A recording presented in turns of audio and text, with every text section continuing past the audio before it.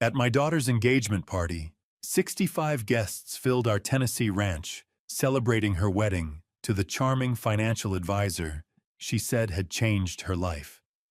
Then, beneath the glowing string lights, she slipped beside me, gripped my arm, and whispered, "Dad, call 911. Right now." 4 words. No explanation. My smile never moved, but the former federal judge inside me knew something was terribly wrong. And at that moment, I knew it was time to act. I'm grateful you chose to be here today. Tell me in the comments, where in the world are you joining from? Every response means something to me. Subscribe and hit the bell so stories like this always find you. Fictional elements have been woven in for storytelling and educational value.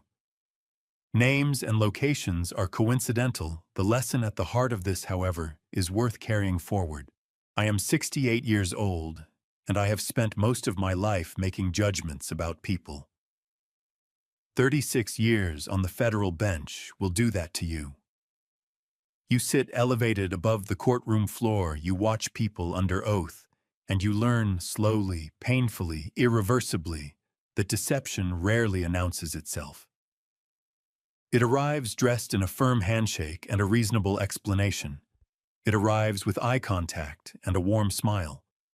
It arrives looking exactly like the thing you most want to believe. I thought that education had made me immune. I was wrong. My name is Robert Callahan. I live on Cumberland River Ranch, 340 acres in Robertson County, Tennessee, about 40 miles north of Nashville. The property runs from the river's edge east toward a timberline of old-growth oak and hickory, with cattle pasture covering most of the middle ground. In the mornings when the mist is still sitting low over the south field, and the cattle are moving slow through the wet grass, it looks like something a painter invented. Eleanor always said it looked like God was showing off. Eleanor was my wife for 31 years. She passed away in the spring of 2022, 14 months after her diagnosis.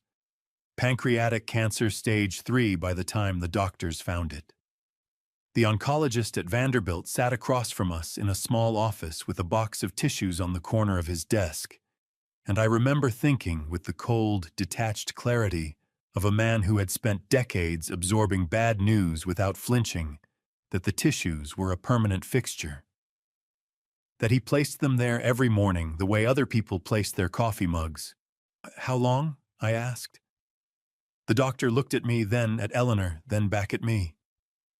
"With aggressive treatment, possibly 18 months. Without it, 6 to 9. Eleanor reached over and put her hand on mine. Her fingers were warm.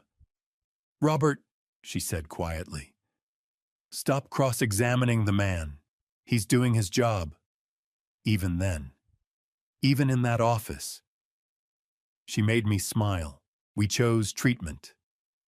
We fought for 14 months with everything modern medicine and Eleanor's considerable stubbornness could offer. She taught her last class at Robertson County High School in October of 2021, standing at the whiteboard in her reading glasses with chalk dust on her sleeve, refusing to leave until the semester ended. Her students didn't know she was sick. She didn't want their pity. She wanted their attention. That was Eleanor. The last weeks were at Vanderbilt. I drove down every morning before 6 and stayed until the nurses made me go home. Our daughter Diane flew in from Memphis every weekend, sleeping in the chair beside her mother's bed, holding her hand through the nights I couldn't be there. Diane is a cardiologist. She saves hearts for a living, and watching her sit helpless beside her mother's bed was one of the hardest things I have ever witnessed. On the 4th day of Eleanor's final week, she was awake for nearly an hour. Clearer than she had been in days. She looked at me with those steady brown eyes that had kept me honest for 31 years, and she asked me to promise her 2 things. "The first one is easy," she said. Her voice was thin, but her tone was firm. "Stop working 7 days a week. Stay at the ranch. Take care of those cattle. Live like a human being, Robert, not a federal employee. I promise, I said. My throat felt like it had been filled with concrete. Good. She squeezed my hand. The second one is harder to explain. I need you to trust, but verify. Always verify. She paused, and her eyes sharpened in the way they did when she was about to say something she had been thinking about for a long time, especially with Diane. I frowned. Eleanor, what do you mean? I mean exactly what I said. Her grip tightened. You spent 36 years reading people in that courtroom. Don't stop reading them just because they're sitting at your dinner table. Promise me. I thought she was talking about Diane's career, about the politics of hospital administration, about the kind of professional decisions a father might need to help navigate. It made sense to me in the way that things make sense when you are desperate to understand them. I promise, I said. She closed her eyes. Good man, she whispered. 3 days later, she was gone. In the months that followed, I kept the first promise. I stepped back from my remaining consulting work, handed off the last of my case reviews, and moved full-time to Cumberland Ranch. I learned the cattle operation from our ranch manager, Billy Tasker, a weathered 60-year-old from Coopertown, who had been running the property for 8 years and had approximately 0 patience for former federal judges who didn't know the difference between a stalker and a stalker. Billy set me straight on that within the first week. Diane visited often in the beginning. She helped me sort through Eleanor's things, pack up her classroom materials, organize the files her mother had kept in the small office off the kitchen. We worked mostly in silence, the two of us moving through the house like people navigating around something fragile and invisible. She was 32 years old, and suddenly without the woman who had been her compass. I watched her carry that weight with a steadiness that broke my heart. For a long time, I didn't understand Eleanor's second promise. Trust, but verify, especially with Diane. I turned it over in my mind during the long evenings on the porch, watching the cattle settle in the south pasture as the light faded over the timberline. I examined it from every angle a former judge and JAG officer could think of. I never found the answer. Not until the night Diane called me from Memphis, her voice carrying something I hadn't heard in years. Hope, February in Robertson County is the quiet month. The cattle are settled, the timber crews are between seasons, and the ranch holds itself in a kind of suspended stillness, waiting for the ground to soften and the first green to push through. I had been sitting at the kitchen table that Tuesday evening, with a cup of coffee and a stack of property tax documents, when my phone buzzed against the wood. Diane's name on the screen. She rarely called on weeknights, unless something was urgent. My chest tightened the way it still does 2 years after Eleanor. I haven't fully trained myself out of that reflex, that half-second of dread before I answer. I picked up on the second ring. Hey, sweetheart, everything okay? Yes. A pause. Then, actually, yes. More than okay, Dad. I set down my pen. Something in her voice made me sit up straighter. It was lighter than I had heard it in a long time. Not the careful, controlled lightness she used when she was managing stress at the hospital, but something genuine and unguarded. Something that reminded me of the way she used to sound on Christmas mornings when she was 9 years old. Tell me, I said. Yeah, I met someone. The words came out in a rush, like she had been holding them back, and finally let go. Last Saturday at the Heart Foundation Gala. His name is Marcus Delaney. He's 43, he works as a financial consultant out of Charlotte, and Dad, he actually listened. Like genuinely listened. Not waiting for his turn to talk, not checking his phone. He just listened. My heart did something complicated. Joy for her, sharp and real, because Diane had spent 3 years pouring herself into her career after a painful end to a relationship she'd never fully talked about.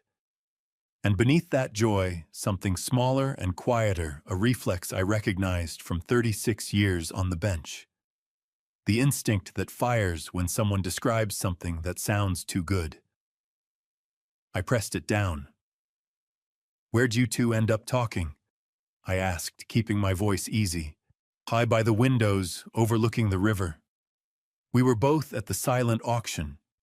He made some comment about the bourbon being overpriced for a charity event, and I told him that was the whole point of charity events, and somehow that turned into 2 hours. She laughed a real laugh, warm and surprised at itself. He asked me about my work. Not the polite version, Dad. He asked follow-up questions. He wanted to understand what a cardiologist actually does on a Tuesday afternoon. "That's a good sign," I said carefully. And it was. It genuinely was. We exchanged numbers. He texted the next morning. Another pause, softer this time. I wanted you to know," I smiled. "I'm glad you told me. I meant it completely." But even as I spoke, I heard Eleanor's voice in the back of my mind, quiet and steady. "Trust, but verify. Especially with Diane." I reached for my pen. "Tell me about him. Where's he from?" "East Coast somewhere," he mentioned, growing up near the coast, but he moved to Charlotte about 16 years ago to build his practice. East Coast somewhere was not a specific answer. I noted it without reacting. "What firm does he consult for?" "He's independent. Works with small and mid-sized companies on acquisitions and financial restructuring. He said he prefers it that way, more flexibility, better client relationships. Independent consultant. No firm to verify. No colleagues to call." I kept my voice warm. "And he's never been married." A beat of hesitation. "No, he said he was waiting for the right person." Her voice went quiet at the edges when she said it, like she was being careful with something fragile. That detail landed in my chest and stayed there. 43 years old, financially stable, well-spoken according to Diane, charming enough to hold a cardiologist's attention for 2 hours at a charity event, and never once married. In 36 years on the federal bench, I had learned that a man in his 40s who had never committed to anyone usually fell into one of three categories. He was too consumed by his work to invest in another person. He had wounds he hadn't finished carrying. Or he was hiding something that made long-term relationships dangerous. I told myself I was projecting. I told myself that 36 years of hearing people lie under oath had made me allergic to trust in ways that weren't fair to apply to my daughter's personal life. "He sounds like he made quite an impression," I said. "He did." She exhaled, and I could hear the smile in it. "I know it's only been a week. I'm not reading too much into it. I wanted someone to know who understood why it matters." My throat tightened. Because I did understand. She was 34 years old, and she had spent the last 3 years building a career that she was genuinely proud of, filling her schedule so completely that there was no room left for the kind of loneliness that shows up at 2 in the morning when the apartment is quiet. She had wanted to tell someone who would be happy for her without immediately asking 20 questions about his financial history. I had just asked 3. "I'm happy for you, Diane," I said. "I mean that." "I know you do." A pause. "He wants to meet you. He said family matters to him and he wants to do things the right way." I leaned back in my chair and looked out the kitchen window at the dark south pasture, the fence line barely visible against the February sky. "Tell him to come to the ranch," I said. "We'll have dinner. Really." The relief in her voice hit me somewhere deep. She had been bracing for resistance. She had expected me to be cautious, to hedge, to make conditions. And maybe she was right to expect it. "Really?" I said. Any man who makes my daughter sound like that on a February Tuesday deserves a fair hearing.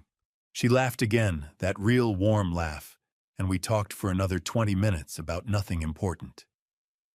Her caseload, the ranch, a fence repair, Billy Tasker had been putting off since November. Normal things. Safe things. After we hung up, I sat in the kitchen for a long time with my cold coffee and my property tax documents, and the silence of the ranch settling around me.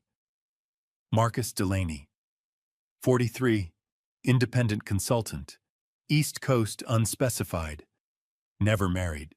I picked up my pen and wrote the name on the corner of a blank page. Then I sat there staring at it, while Eleanor's voice said what it always said. Trust, but verify. I folded the paper and put it in my shirt pocket. May arrived the way it always does in Tennessee. Sudden and generous, the redbuds already gone, and the oaks full green, the air thick with warmth that smells like cut grass and river water, and something just on the edge of sweetness. I had been up since 5 that Saturday walking the east fence line with Billy Tasker checking the cattle before the heat settled in. Billy is not a man who wastes words, which is one of the reasons I trust him. He pointed out 2 sections of fencing that needed attention, grunted something about the south pasture being overgrazed near the creek bend, and went back to the barn without another syllable. I appreciated that about him. Some mornings a man needs quiet more than conversation. By noon I had set the porch table, put a brisket on the smoker at 7, and changed into a clean shirt. Diane arrived first, driving down from Memphis in the late morning. She came through the front door with a container of her mother's cornbread recipe Eleanor's made from memory and set it on the counter without a word, the way people do things that carry meaning they don't want to say out loud. "He's 10 minutes out," she said, straightening her jacket in the hallway mirror. Her hands moved quickly, adjusting her collar twice when once was enough. She was nervous. Diane was never nervous. "He's going to be fine," I said. She looked at me in the mirror. "I'm not worried about him. I'm worried about you." Before I could answer, tires crunched on the gravel drive. Marcus Delaney stepped out of a dark green Ford F-1503, 3 or 4 years old, clean but not new. The kind of truck a man drives when he wants to appear unpretentious without actually being unpretentious. He was tall, broad-shouldered, with dark hair going silver at the temples, and the kind of easy posture that comes from years of walking into rooms full of strangers and making them comfortable. He carried a bottle of Pappy Van Winkle, 12-year expensive enough to show he had done his research on Tennessee culture, restrained enough not to look like he was trying too hard. He extended his hand and looked me directly in the eye. "Judge Callahan, thank you for having me. Diane talks about this place like it's the center of the universe." His grip was firm. His smile reached his eyes. He called me Judge, not Mr., not Robert, which meant he had looked me up. "Come on in," I said. We walked the property before the meal. The cattle pasture, the timber line, the stretch of river visible from the eastern rise.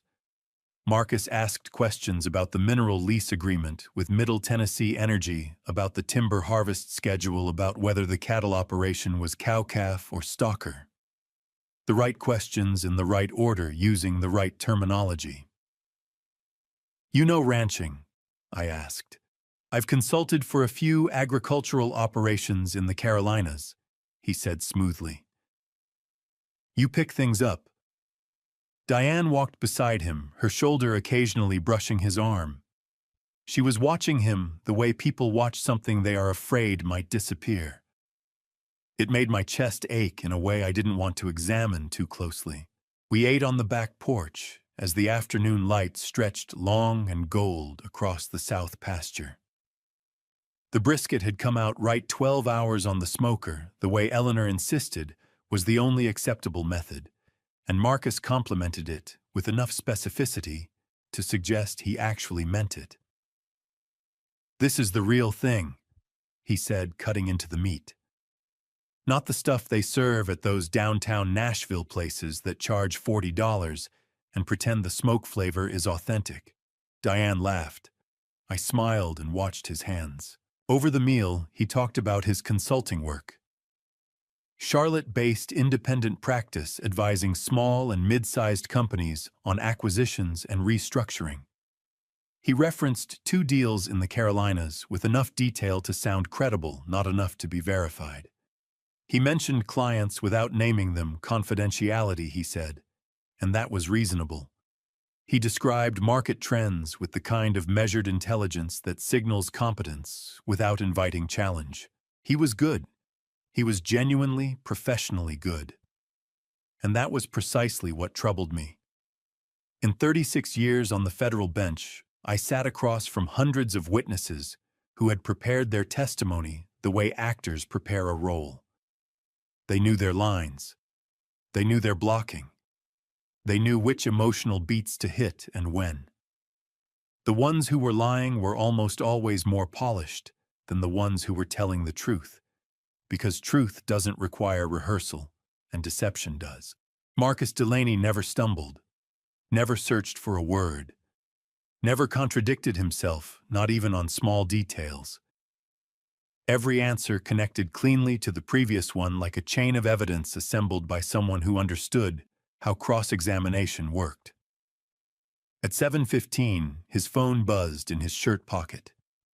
He glanced at it, his expression calm. "Excuse me 1 second. Client on the East Coast, they forget about the time difference." He stood, walked to the far end of the porch, and turned his back to us. I watched him. His left hand came up and gripped the porch railing. His shoulders pulled inward, a posture I recognized from the witness stand, the involuntary contraction of a person receiving information they don't want. His free hand came up and cut through the air once, twice, short, sharp gestures. The gesture of a man giving orders, not managing an anxious client. His voice was too low to hear, but the body told the story clearly enough. Then he turned and caught me watching. What happened in the next half-second was the most honest thing I saw from Marcus Delaney that entire evening. A reset fast, practiced, nearly invisible. The tension left his shoulders. His hand dropped. His face rearranged itself into the easy, confident expression he had been wearing all afternoon. He walked back to the table and sat down. "Sorry about that," he said pleasantly. "Acquisition closing next week. Everyone panics at the finish line." "I know how that goes," I said. Diane smiled at him. He reached over and covered her hand with his, and she turned her palm up and laced her fingers through his. Without thinking about it, the automatic gesture of 2 people who had already built a physical shorthand. I looked away and picked up my glass. Later, after Marcus had driven down the gravel road and his taillights had disappeared into the dark, Diane found me on the porch with the last of the whiskey and the sound of the cattle settling in the south field. "Well?" she asked. Her voice was careful, steady, doing everything it could to sound like the answer didn't matter. "He's impressive," I said, and I meant it. She exhaled a breath she had been holding since the truck came up the drive. "But, no but," I said. "If you're happy, I'm happy." She hugged me quick and tight and went inside. I sat alone in the dark for a long time, thinking about a man who reset his expression in half a second and never once let his guard down. Eleanor's voice came the way it always did, quiet and certain. "Trust but verify, Robert." I was still working on the second part. By August, Marcus Delaney had become a fixture at Cumberland Ranch, the way kudzu becomes a fixture on a Tennessee hillside, gradually, quietly, and then all at once until you look up one morning and realize it has covered everything you weren't watching closely enough. He visited most weekends. He helped Billy Tasker repair the south fence without being asked. He learned the names of the cattle dogs. He sat with me on the porch after dinner and asked about my years on the bench with the patient, focused attention of a man who was genuinely interested, or had practiced seeming so until the difference no longer showed. And when Diane told me his parents wanted to drive up from Knoxville to meet us both, I said yes before I had fully thought through what I was agreeing to. James and Ruth Delaney arrived on a Saturday afternoon in a well-maintained Buick SUV, dressed in the comfortable, unpretentious clothes of people who had spent their lives doing honest work and didn't feel the need to announce it. James was 67, broad through the shoulders, with a retiree's unhurried movement and a civil engineer's habit of glancing at the barn structure and the fence posts the way other men glance at a menu. Ruth was 64, warm-eyed and quick to smile, the kind of woman who makes you feel within 30 seconds that she has been looking forward to meeting you specifically. Judge Callahan. James shook my hand with a grip that said he respected the title without being intimidated by it. Marcus has told us so much about this place. I can see why. We brought peach preserves, Ruth said, pressing a jar into my hands with both of hers. Homemade. We've got a tree in the backyard that produces more than 2 people can ever eat. Diane lit up beside me. Oh, these are beautiful. Mom used to make these. Ruth's expression softened immediately. Marcus told us about Eleanor. I'm so sorry, honey. She sounds like she was a remarkable woman. Diane's eyes went glassy for just a moment, that quick, involuntary shimmer that still catches her off guard when someone mentions her mother unexpectedly. She pressed her lips together and nodded. She really was. We ate lunch on the back porch. The conversation moved easily. James talked about his career with the Tennessee Department of Transportation, 32 years of bridge and highway projects across the state. Ruth described her classroom, 26 years of third graders, the kind of teaching career that leaves a permanent mark on hundreds of people who still remember her name. Marcus sat beside Diane, relaxed and attentive, occasionally adding a detail to his parents' stories, with the easy familiarity of a man among people he had known all his life, and that was precisely what bothered me. Not one story contradicted another. Not one detail required correction. Not one moment of the natural low-grade friction that exists in every real family, the gentle interruption, the affectionate disagreement, the story that gets embellished slightly differently each time it's told. James and Ruth moved through their afternoon with the smooth consistency of people who had reviewed their material and found it satisfactory. Ajay, tell me about Marcus growing up, I said, keeping my voice pleasant. What was he like as a kid? Ruth smiled, warm and immediate. Oh, he was a handful in the best way. Always into something. He spent one whole summer trying to build a go-kart in the garage with parts he found at the junkyard. She shook her head fondly. Never did get it to run. James chuckled. Spent more time on that go-kart than he ever spent on his homework. Marcus grinned. In my defense, the homework had less interesting engineering problems. Diane laughed and squeezed his arm. I smiled and noted that the go-kart story had the rhythm of something told many times before the setup. The punchline, the fond headshake. Polished smooth by repetition. After lunch, James walked with me through the east pasture while the women cleared the table. He asked intelligent questions about the mineral lease, about the timber harvest rotation, about whether I had considered adding a hay operation to reduce feed costs. His knowledge was specific enough to be credible, general enough never to be tested. You've got something real here, he said, looking out over the property. A lot of families let places like this go. It means something that you haven't.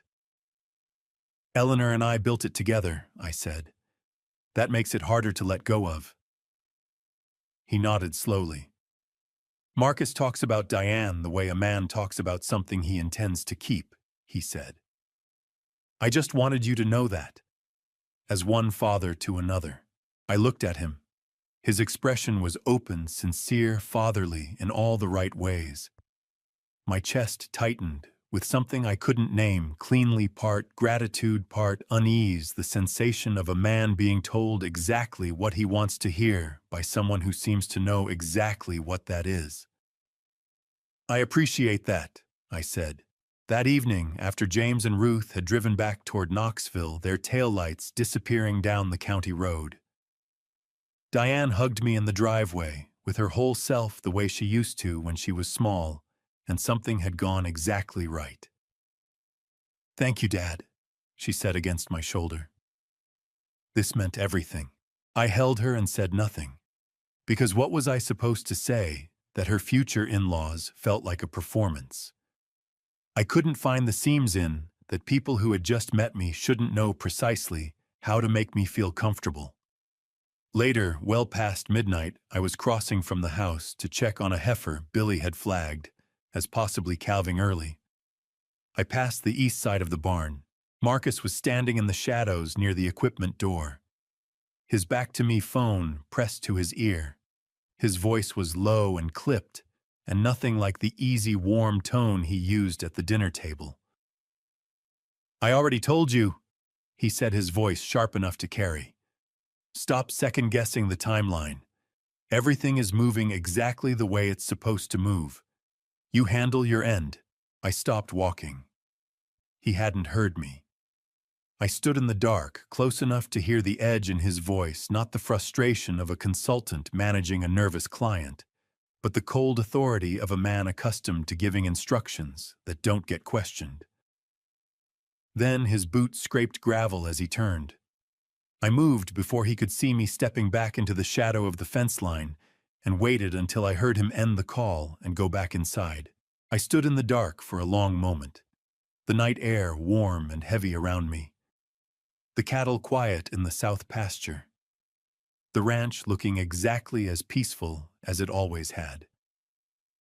I reached into my shirt pocket. The folded paper with Marcus Delaney's name on it was still there where I'd put it the night Diane first called. I hadn't unfolded it yet. I was beginning to think it was time. 3 weeks before the engagement party on a Sunday morning in March, my daughter opened a spreadsheet on her fiancé's laptop and watched her entire future rearrange itself in the space of 60 seconds. She didn't tell me that night. She didn't tell me the next day or the day after that.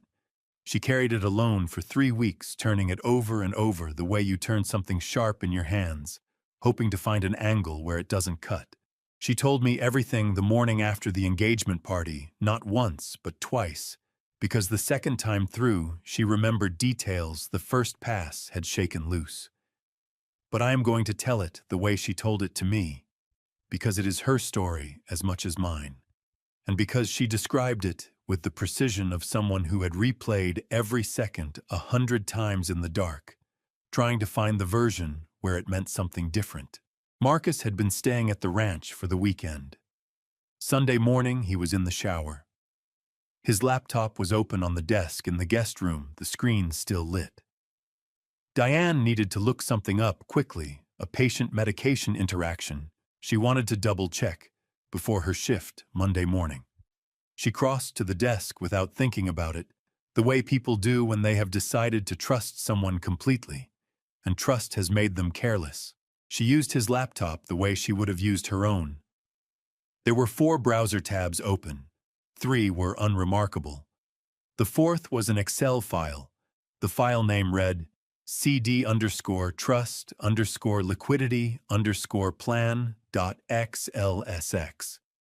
She told me later that she almost closed it, that her hand was already moving toward the tab when something in the file name stopped her, those 2 letters at the front. CD, her initials, Diane Callahan. She opened it. Column A listed asset categories. Real estate, $28 million. Investment accounts, $31 million. The Callahan Family Trust, $8 million. Mineral rights and timber holdings, $4 million. A total figure at the bottom of the column, $67 million. The numbers were exact. Not approximate, not rounded. exact. The kind of precision that requires access to documents, account statements, legal filings. The kind of research that takes weeks and a specific deliberate intention. Column B outlined transfer mechanisms. Trust modification. Co-trustee designation, meaning a second person added to the trust with equal authority to authorize transactions. Joint account access. Each mechanism listed with the specific legal instrument required to execute it. In Tennessee, as in most states, a family trust can be modified by the grantor or the current trustee. I had established the Callahan Family Trust 20 years ago and transferred sole trustee authority to Diane when she turned 30. That meant Diane and only Diane could authorize changes to the trust structure, including adding a co-trustee. A husband, for example, added after marriage, would have the same legal standing as Diane herself to authorize fund transfers.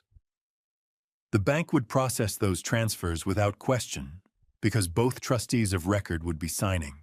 Column C outlined a timeline. A 30-day window post-marriage described in the spreadsheet, with a phrase that made innocent explanations impossible before legal intervention can be initiated. You don't write that phrase if you're planning something legitimate. You write it if you're planning something that needs to be completed before anyone can stop you. At the top of the file in the header cell, 2 letters. C.D. Diane Callahan. She heard the shower turn off. I closed the laptop. She told me, her voice stripped down to the facts, because the facts were the only thing she could hold on to. My hands were shaking so badly I almost knocked it off the desk. I could hear him moving around in the bathroom. I walked to the window and stood there trying to breathe like a normal person. Marcus came out of the bathroom with his hair still damp towel around his waist, completely relaxed. He looked at her standing by the window and smiled that easy, confident smile. "Find what you were looking for?" he asked. "Yes," she said. "I think I did." She kissed him. She made coffee. She sat across from him at the guest room table and talked about the engagement party catering and whether the string lights needed to go up on Friday or Saturday, and the whole time her heart was slamming against her ribs so hard she could feel it in her fingertips. When she finished telling me, standing in the wet grass of the south pasture, with the morning light just beginning to burn off the river mist, her jaw was set so tight I could see the muscle working in her cheek. Her hands were balled into fists at her sides, her knuckles pale. I kept trying to find a reason it wasn't what it looked like. She said, her voice cracking at the edges for the first time. Maybe it was a client file with similar initials. Maybe it was some kind of financial planning document his attorney prepared. I went through every explanation I could think of, Dad. Every single one. She pressed her lips together hard, fighting something back. None of them included the phrase, "before legal intervention can be initiated." You don't write that for a client. You write that when you're planning to steal something. My chest felt like it had been hollowed out with a cold instrument. $67 million. Every asset Eleanor and I had spent 40 years building, mapped out in a spreadsheet with a 30-day theft timeline. "Why didn't you call me?" My voice came out rougher than I intended. She looked up at me, and her eyes finally broke not a flood, but a single sharp, cracked tears spilling fast down both cheeks before she pressed the back of her hand against her mouth. "Because I was afraid I was wrong," she said, muffled against her own hand. "Because if I was wrong, I would have accused an innocent man and destroyed everything. And because—" She stopped, steadied. "Because I needed to be sure before I said it out loud. Saying it out loud makes it real." I reached over and put my hand on her shoulder. "It's real," I said quietly. "And we are going to deal with it. Together."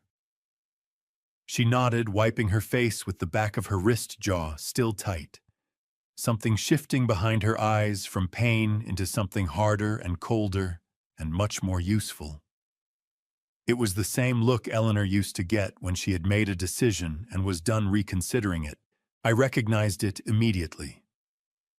And for the first time since the night before, something in my chest unclenched just slightly, because whatever Marcus Delaney had built his plan around, he had badly miscalculated one thing. He had chosen the wrong family's daughter to target. April at Cumberland Ranch is the most beautiful month of the year, and I say that as a man who has watched 41 springs come through this property. The dogwoods bloom white along the fence line. The cattle move slow and easy through the south pasture. The evening air carries honeysuckle and fresh-cut grass, and the particular warmth of a Tennessee spring that makes you want to sit on the porch and believe the world means well. On the night of my daughter's engagement party, every bit of it felt like a stage set. By 7 o'clock, 65 guests had filled the back garden of Cumberland Ranch. String lights ran between the old oak trees, casting gold across the white linen tables. The caterers moved through the crowd with trays of appetizers, and the bar near the stone wall was doing steady business in Tennessee whiskey and sweet tea.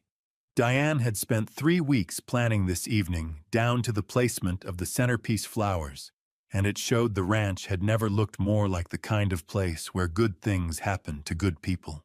Marcus stood near the center of it, all his arm around Diane's waist, laughing at something one of her colleagues from Memphis General had said.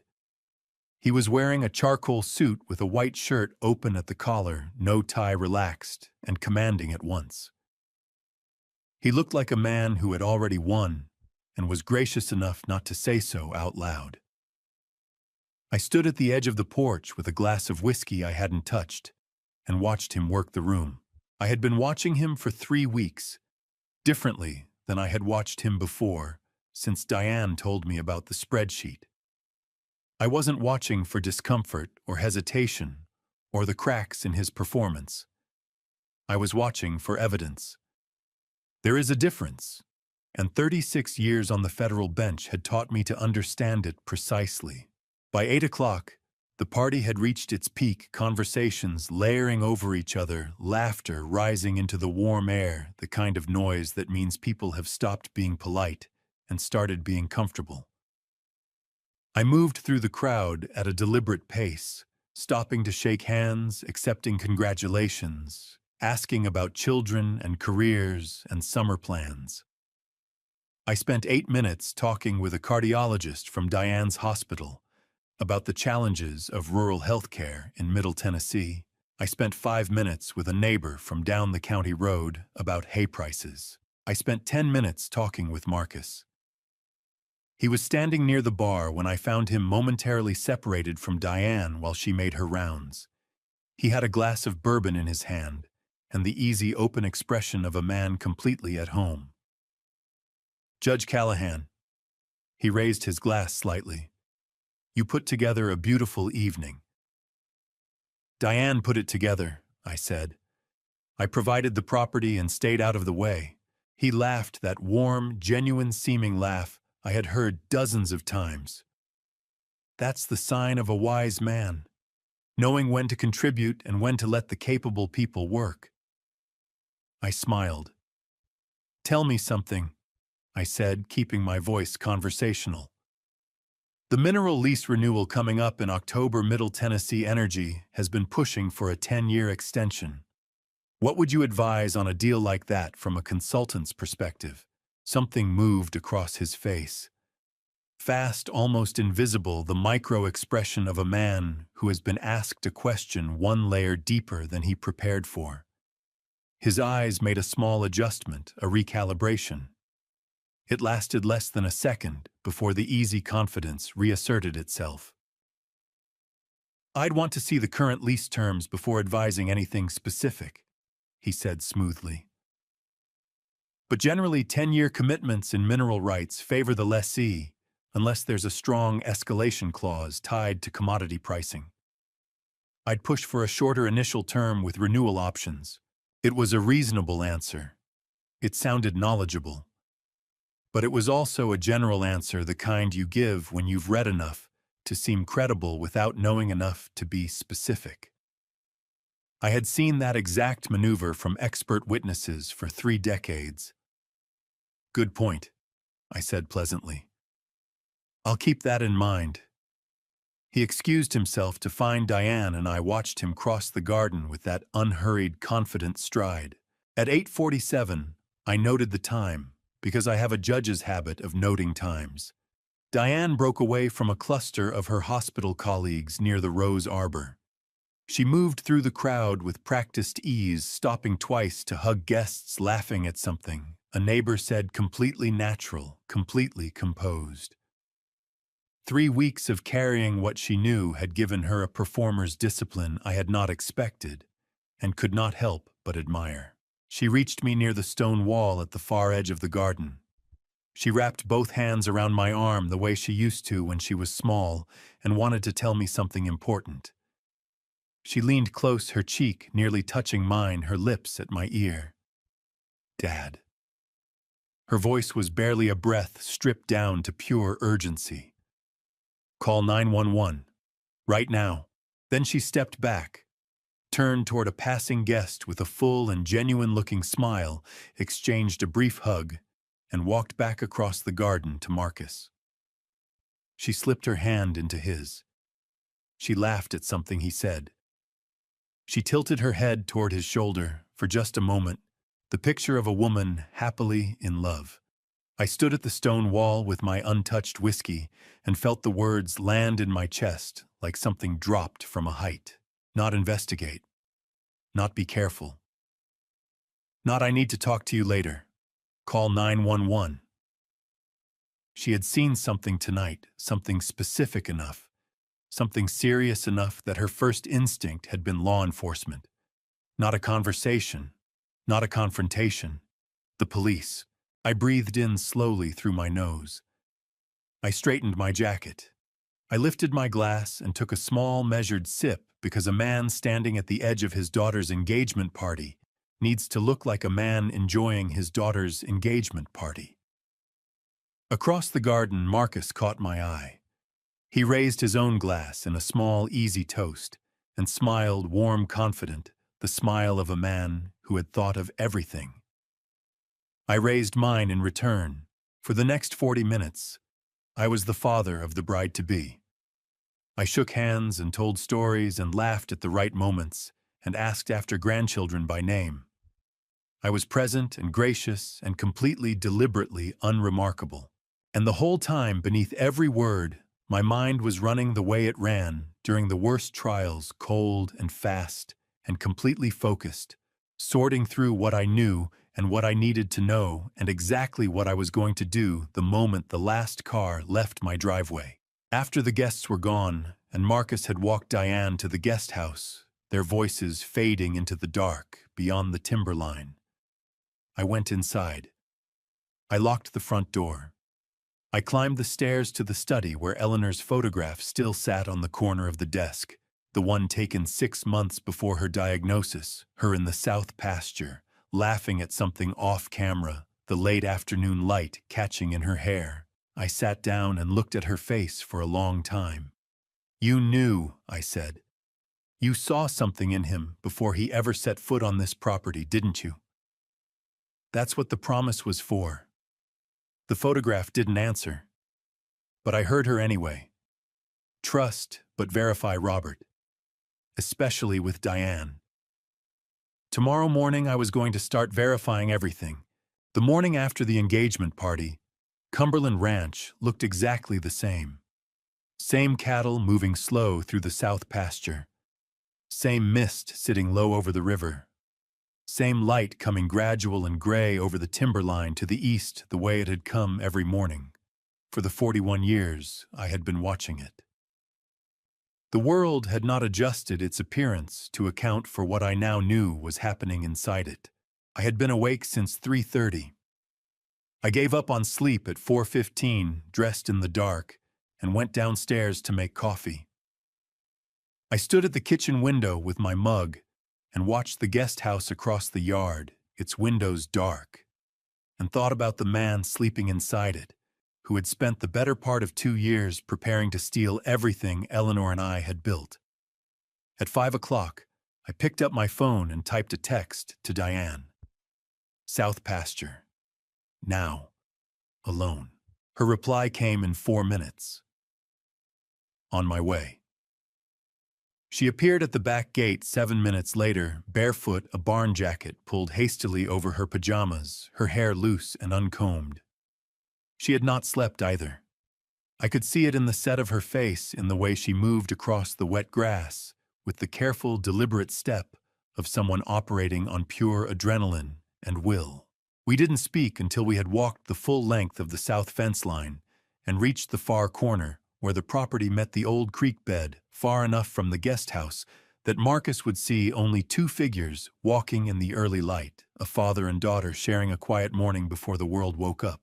Diane stopped and turned to face me. She crossed her arms over her chest, her jaw tight, her eyes red-rimmed but dry. She had been crying before she came out. She was done crying now. Tell me everything, I said. From the beginning. Don't leave anything out. She took a breath that shook slightly on the way in and steadied on the way out. Then she began. She told me about the laptop, the open tab, the file name with her initials, the columns of numbers that added up to $67 million, mapped out with a precision that required access she had never given him. She told me about standing at the guest room window trying to breathe, while Marcus dried his hair in the bathroom 10 feet away. She told me about 3 weeks of searching for an explanation that didn't make her sick to her stomach. Then she told me what she had seen at the party. He put his phone down on the cocktail table. She said, her voice flat and controlled. Face up. He does that sometimes when he's in a conversation, sets it down so people know he's not distracted. But last night he put it down while he was talking to Dr. Hensley from the hospital, and I was standing 2 feet away, and the screen lit up with a notification. I watched her face carefully. What kind of notification? A photo confirmation. From his camera app. She pressed her lips together hard for a moment. The thumbnail was small, but I could see enough. It was a document. A legal document from what I could tell. The letterhead looked like it was from your study, the same cream paper you use for estate files. My chest went cold. He photographed documents from my study. That's what it looked like. Her voice cracked on the last word just slightly before she pulled it back. I don't know when. He's been in the house alone twice in the last month while I was at the hospital, and you were out on the property. I didn't think anything of it. I trusted him, Dad. The last 3 words came out raw and jagged like something torn. I trusted him completely. I reached out and put my hand on her shoulder. She didn't pull away, but she didn't lean in either. She stood there absorbing the contact, the way a person absorbs something they need but aren't sure they deserve. You trusted him because he was designed to be trusted, I said. That's not a failure of your judgment. That's what he does. She looked up at me, eyes glassy but fierce. What do we do? Do we call 911 right now? Do we confront him? No, I said immediately. We do not confront him. Not yet. Dad, listen to me. I kept my voice low and steady. If Marcus is what I think he is, he has done this before. He is a professional. The moment he suspects we know, he will be in his truck and down that driveway before we can finish a sentence. He will cover his tracks, change his identity, and find his next target. We will never see him again, and we will never be able to prove what he planned to do. Diane stared at me. A muscle worked in her jaw. So I have to keep pretending. Yes, I said. I know how hard that is. But right now the only advantage we have is that he believes we are still in the dark. The moment that changes, we lose everything. She turned away from me and looked out over the south pasture, the cattle moving slow in the early mist. The ranch spread out in the gray morning light exactly as it had always looked. Her hands balled into fists at her sides. "How long?" she asked. "As long as it takes to build a case that puts him in a federal courtroom," I said. "I am calling our estate attorney this morning. Then I am calling an investigator, someone who does this professionally. We find out who Marcus Delaney really is, what he has done before, and we build evidence that holds up. Then we move." She was quiet for a moment, staring at the fence line. Then she turned back to me, and her expression had shifted, the raw pain still there underneath, but overlaid now with something colder and harder and entirely purposeful. "He was going to marry me on a Saturday," she said. "Sign the documents on a Friday, rob us on a Monday, and smile at me the whole time." "Yes," I said. "That appears to be the plan." Her chin came up. "Then let's make sure it's the last plan he ever runs." Across the yard, a light came on in the guest house kitchen window. Marcus awake, starting his morning. He moved past the window, coffee mug in hand, and glanced out toward the pasture. He saw us standing by the fence. He raised his mug in a small, cheerful wave. Diane raised her hand and waved back. Her face was warm and easy and gave away absolutely nothing. I lifted my hand and waved too. 20 minutes later, Marcus was at my kitchen table eating scrambled eggs and talking about whether the summer wedding in December would need outdoor heaters on the terrace. He was charming and relaxed and completely certain that everything was proceeding exactly as he had planned. He had no idea that the two people sitting across from him had just decided to dismantle him. Marcus left the ranch at 10:30 Monday morning. He loaded his overnight bag into the dark green F-150, hugged Diane on the front porch for a long moment, with his chin resting on top of her head, and shook my hand with that firm, steady grip I had been studying for 11 months. He said the weekend had been perfect. He said he was already looking forward to the wedding. He drove down the gravel road, and I watched his taillights until the tree line swallowed them completely. I was on the phone before his dust had settled. The first call went to Patricia Odom. Pat had been the Callahan family's estate attorney for 18 years, a sharp, precise woman of 53 who wore red suits to depositions because she said it made opposing counsel underestimate her, and she had never once been underestimated twice. She answered on the second ring, her voice carrying the brisk efficiency of someone already 3 items deep into their Monday. "Robert, what's wrong? I need to understand something about the family trust," I said. "Hypothetically." A pause. Pat knew me well enough to understand that I never asked hypothetical questions. "Go ahead." "Diane gets married?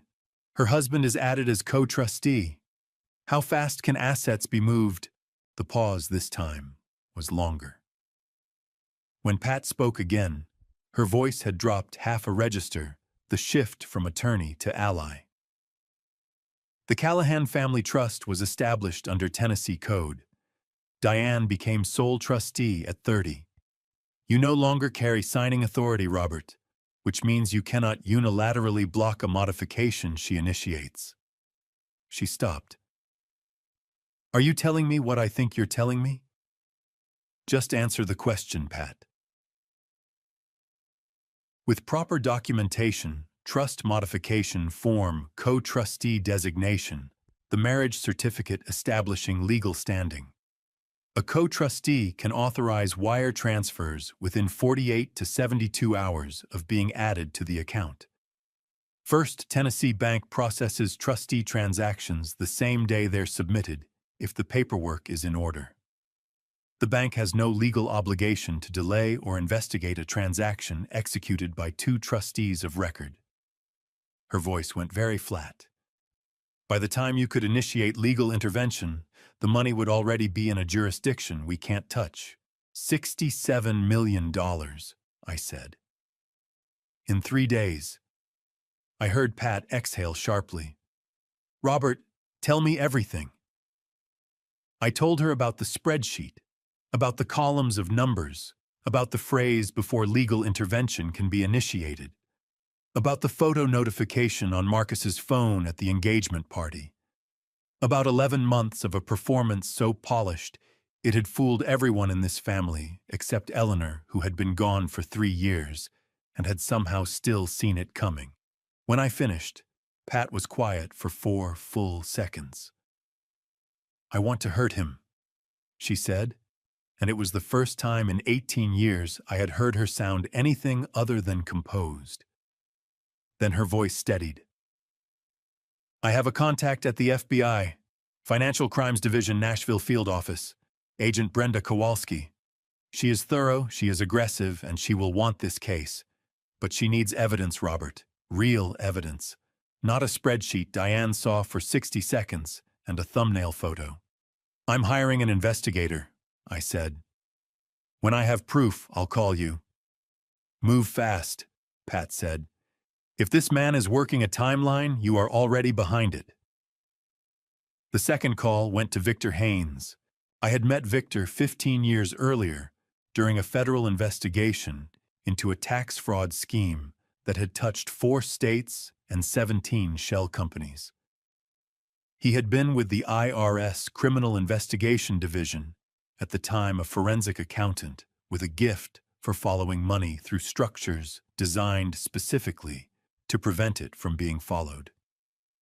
He had left the IRS 8 years ago and built a private practice that was discreet, expensive, and worth every dollar. He answered his cell on the 3rd ring, his voice carrying the unhurried calm of a man who had heard urgent requests before and knew better than to match their energy. Victor Chaki, I said. I need a full background investigation. Everything. Name, Marcus Delaney, 43 years old.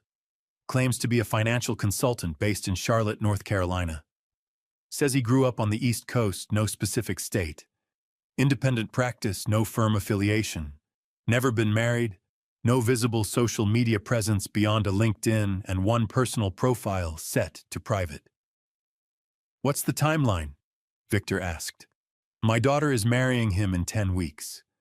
She found a spreadsheet on his laptop 6 days ago outlining a plan to steal $67 million from the family trust within 30 days of the wedding. Victor didn't respond immediately. I heard the sound of a pen moving. Clean surface presence or genuinely clean. Too clean, I said. His digital footprint looks like it was built rather than lived. No employment gaps, no old photos, no trail of complaints. 2 LinkedIn recommendations from accounts I can't verify. Everything exactly right. That's a constructed identity, Victor said. It wasn't a question. How thorough do you need? I need to know who he actually is, what he has done before, and anyone working with him. I need evidence that holds up in a federal courtroom. Thorough is 10 days. I can push it to 3 on the critical leads identity verification prior operations known associates. The deeper financial trail takes longer. 3 days on the critical leads, I said. Call me the moment you find anything. Understood. A pause. Judge Callahan, if this man is what you're describing, he has done this before. People like this don't build this kind of operational sophistication on their first attempt. That's exactly what I'm afraid of, I said. I ended the call and stood in the kitchen with the phone in my hand and the Monday morning silence of the ranch around me. The coffee had gone cold. Out the window, Billy Tasker was moving the cattle from the south pasture to the east field, his truck trailing a slow dust cloud along the fence line. Ordinary. All of it perfectly ordinary. I spent the next 3 days conducting my own research, the kind a cautious father might do nothing that would raise flags. I searched Marcus Delaney, Charlotte, North Carolina in every combination I could construct. His professional website was clean and restrained the work of someone who understood that too much polish looked suspicious. His LinkedIn profile showed a steady career trajectory. 2 quotes in Charlotte area business publications, both offering commentary on acquisition trends, without saying anything specific enough to be tested. No complaints. No litigation history. No former associates who had posted anything negative. No gaps that showed. No trail that led anywhere uncomfortable. Real people have messy digital histories. They have old posts they regret, and employment gaps they explain awkwardly, and professional disagreements that surface in unexpected places. Marcus Delaney had none of that. He had a profile, not a history. On the third evening, I was sitting on the porch with a glass of water and the property tax documents I still hadn't finished when my phone rang. The caller ID showed a name I hadn't seen in 14 months. Dennis Farrow. My hand tightened on the phone. Dennis was a former colleague from my courthouse years now, running an independent legal consulting practice in Nashville.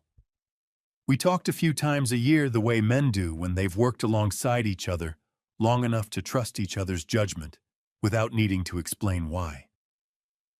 I answered before the second ring finished. Dennis. Robert. His voice was careful, tense in a way I recognized immediately. I saw the engagement announcement in the Tennessee Bar Association newsletter this morning, the photograph of Diane and her fiancé. A pause that lasted just long enough to mean something. I think I know that man, and if I'm right, you need to hear this tonight. I have presided over hundreds of trials in 36 years on the federal bench, and I have learned that the moment a case breaks open rarely looks dramatic from the outside. It doesn't arrive with raised voices or a sudden confession.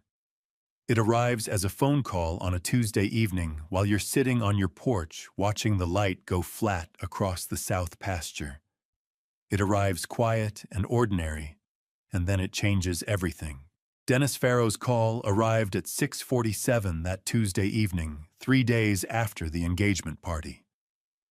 I had known Dennis for 22 years. We had overlapped on the bench for a decade before he left to build his consulting practice in Nashville. He was methodical, precise, and constitutionally incapable of drama. When Dennis Farrow called something urgent, it was urgent. Tell me what you saw, I said.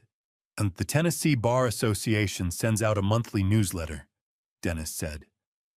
Announcements, retirements, notable events. This month's edition had a photograph from the engagement party. Someone submitted it, probably one of Diane's colleagues from the hospital legal department. A pause. The man standing next to Diane. I've seen that face before, Robert. Different hair, different glasses, but the same face. The same way of standing. The same smile. My hand tightened around the phone. Where? Knoxville, 2 years ago. I was consulting on a commercial real estate transaction, a partnership deal involving a mixed-use development on the north side of the city. The other party brought in a consultant named Daniel Reeves. He was supposed to be facilitating the financial structuring. Charming, well-prepared, knew enough terminology to sound credible. Dennis's voice hardened. Something felt wrong to me from the beginning. Same thing you described with Marcus, too smooth, never surprised. Answered every question perfectly, but never went deeper on his own. I started pulling on his references. They didn't hold up. His previous employer turned out to be a company that existed only as a registered LLC with no actual operations. His educational credentials listed a finance degree from a university that confirmed no record of his enrollment. I stood up from the porch chair without consciously deciding to. What happened? Before I could build a full case, he disappeared. Stopped returning calls. The deal collapsed. My client lost $180,000 in preparation fees, legal costs, and earnest money he could not recover because the partnership documents had been structured in a way that insulated Reeves from personal liability. Dennis exhaled sharply. My client was 61 years old, Robert. He had put that money together over 3 years. He didn't lose his home, but it was close. Are you certain it's the same man? I pulled the newsletter photograph up on my screen and set it next to the security badge photo my client had taken of Reeves. At their first meeting standard practice for his firm, they photographed every external consultant. Dennis's voice was completely flat. Same jawline, same eyes, same way the left side of his mouth pulls slightly higher than the right when he smiles. I am certain. I walked to the edge of the porch and stood there with the evening air warm against my face and the cattle moving in the south pasture below and the full weight of what I was hearing settling onto my shoulders like something physical. Daniel Reeves, I said. Knoxville, 2 years ago. There may be more names, Dennis said. This kind of operation constructed identity-targeted approach disappear before charges can be filed. That takes practice, Robert. You don't build that skill set on your first or second attempt. I have an investigator running his background now, I said. I'm calling him tonight with this. Good. A pause. Robert. How is Diane? I looked out at the ranch. The fence line Eleanor had walked on Sunday mornings, the timber line going dark against the evening sky. The guest house sitting quiet across the yard, where Diane was right now sitting through a phone call with Marcus about wedding flowers while carrying the weight of everything she knew. She's stronger than anyone should have to be, I said. She gets that from her mother, Dennis said quietly. After I ended the call, I dialed Victor Haynes immediately. He answered on the first ring. I was about to call you, Victor said, his voice carrying an urgency I had not heard from him before. I have something, but you go first. I gave him everything Dennis had provided.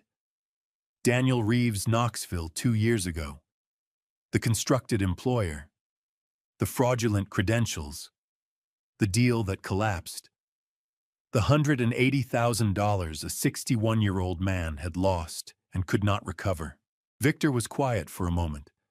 I could hear the sound of typing. That matches a pattern I've been building on my end, he said.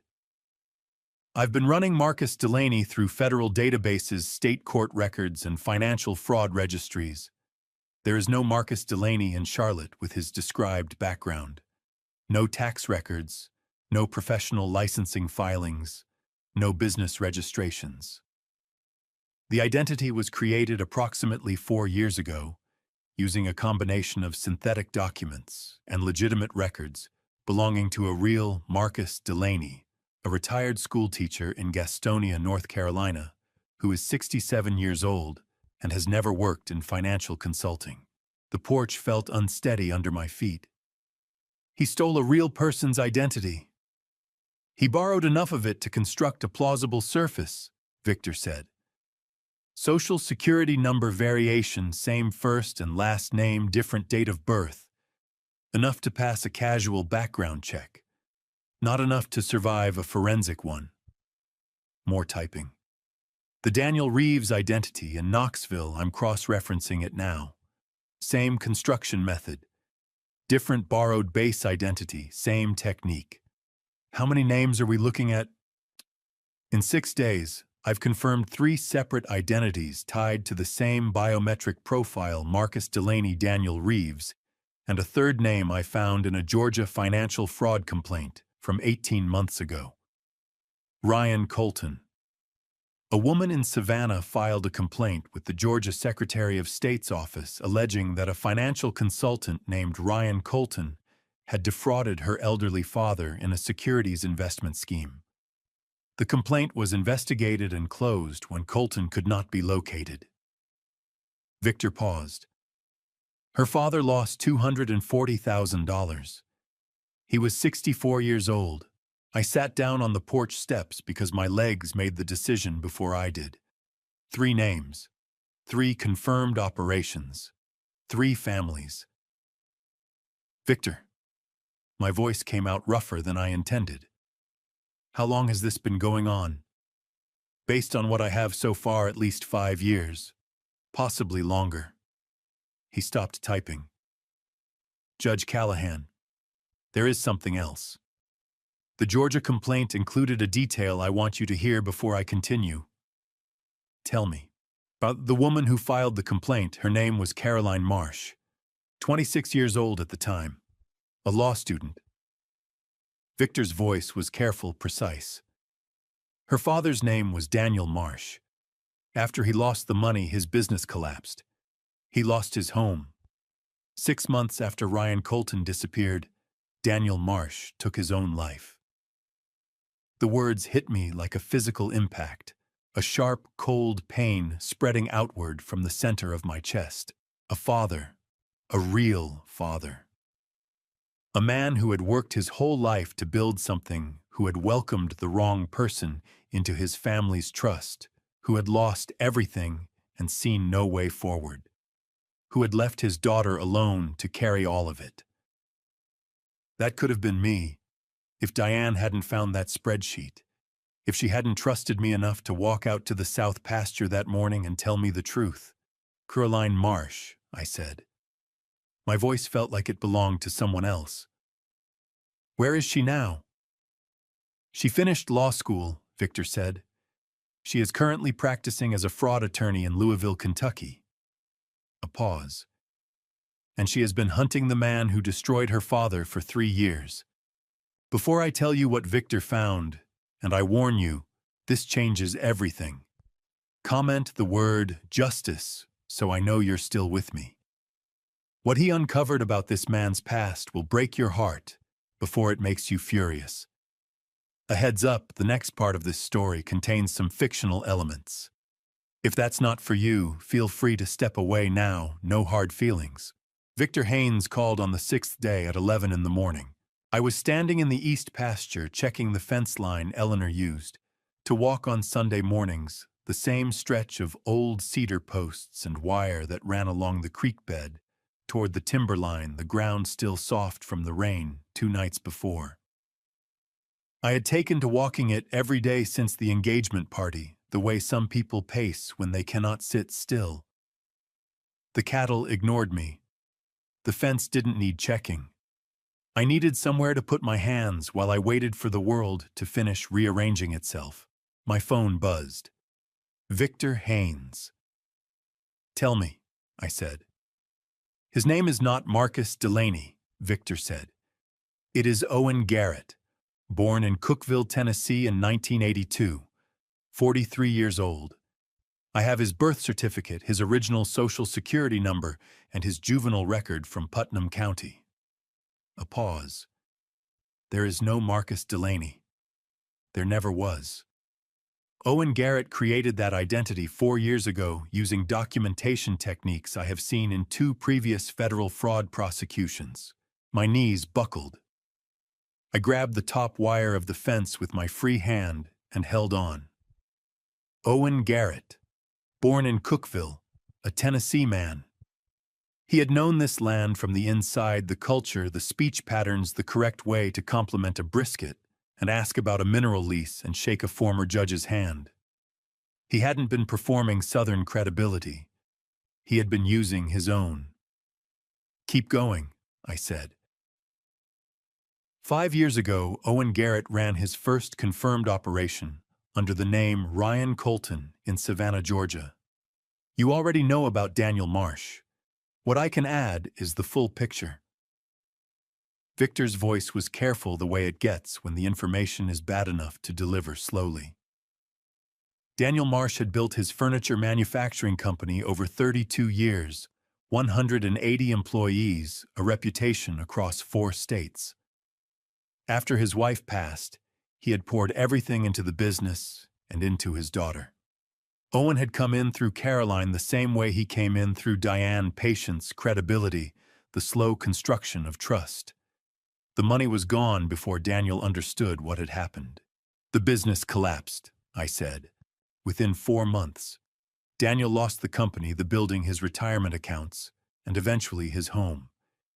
He spent 6 months trying to find Ryan Colton through every channel available to him. Lawyers, private investigators, state authorities. Nothing. Victor stopped. On a Tuesday morning in October, 6 months after Owen disappeared, Daniel Marsh drove to Percy Warner Park in Nashville, sat down on a bench overlooking the valley, and took a lethal dose of his heart medication.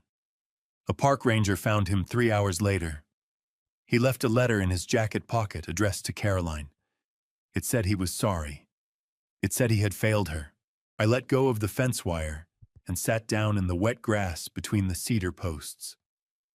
The phone pressed to my ear, the east pasture stretching out around me in the morning light. A man I had never met. A father who had loved his daughter and welcomed the wrong person and lost everything and decided the only thing left to do was disappear. That letter in a jacket pocket on a park bench. That could have been me, if Diane hadn't opened that laptop, if she hadn't trusted me enough to walk out into the cold grass and say it out loud. Victor. My voice scraped coming out.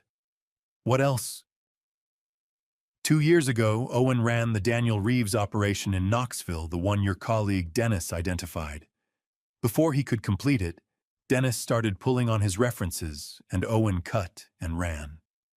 No money taken that time, but the operational structure was identical. Victor paused. And 18 months ago, Owen ran a larger operation in Chattanooga under the name Nathan Shaw.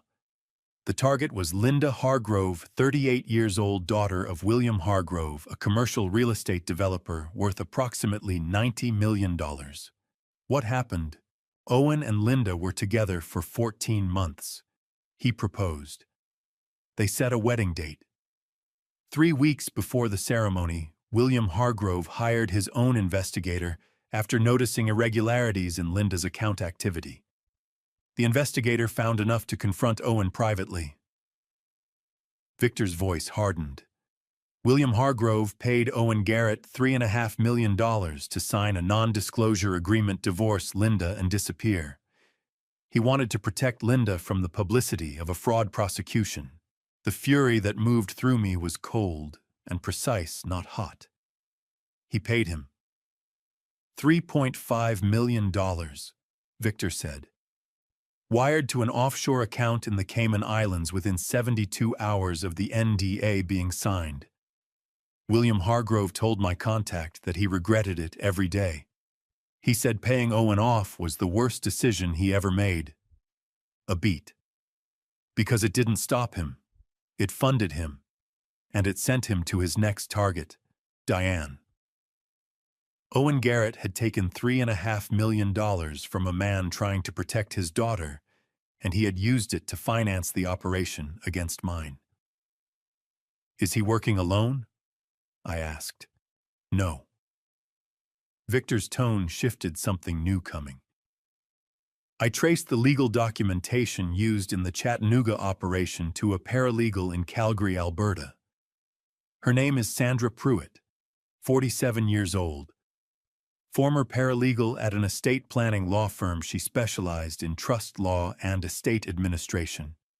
She left the firm 3 years ago under circumstances the firm won't discuss.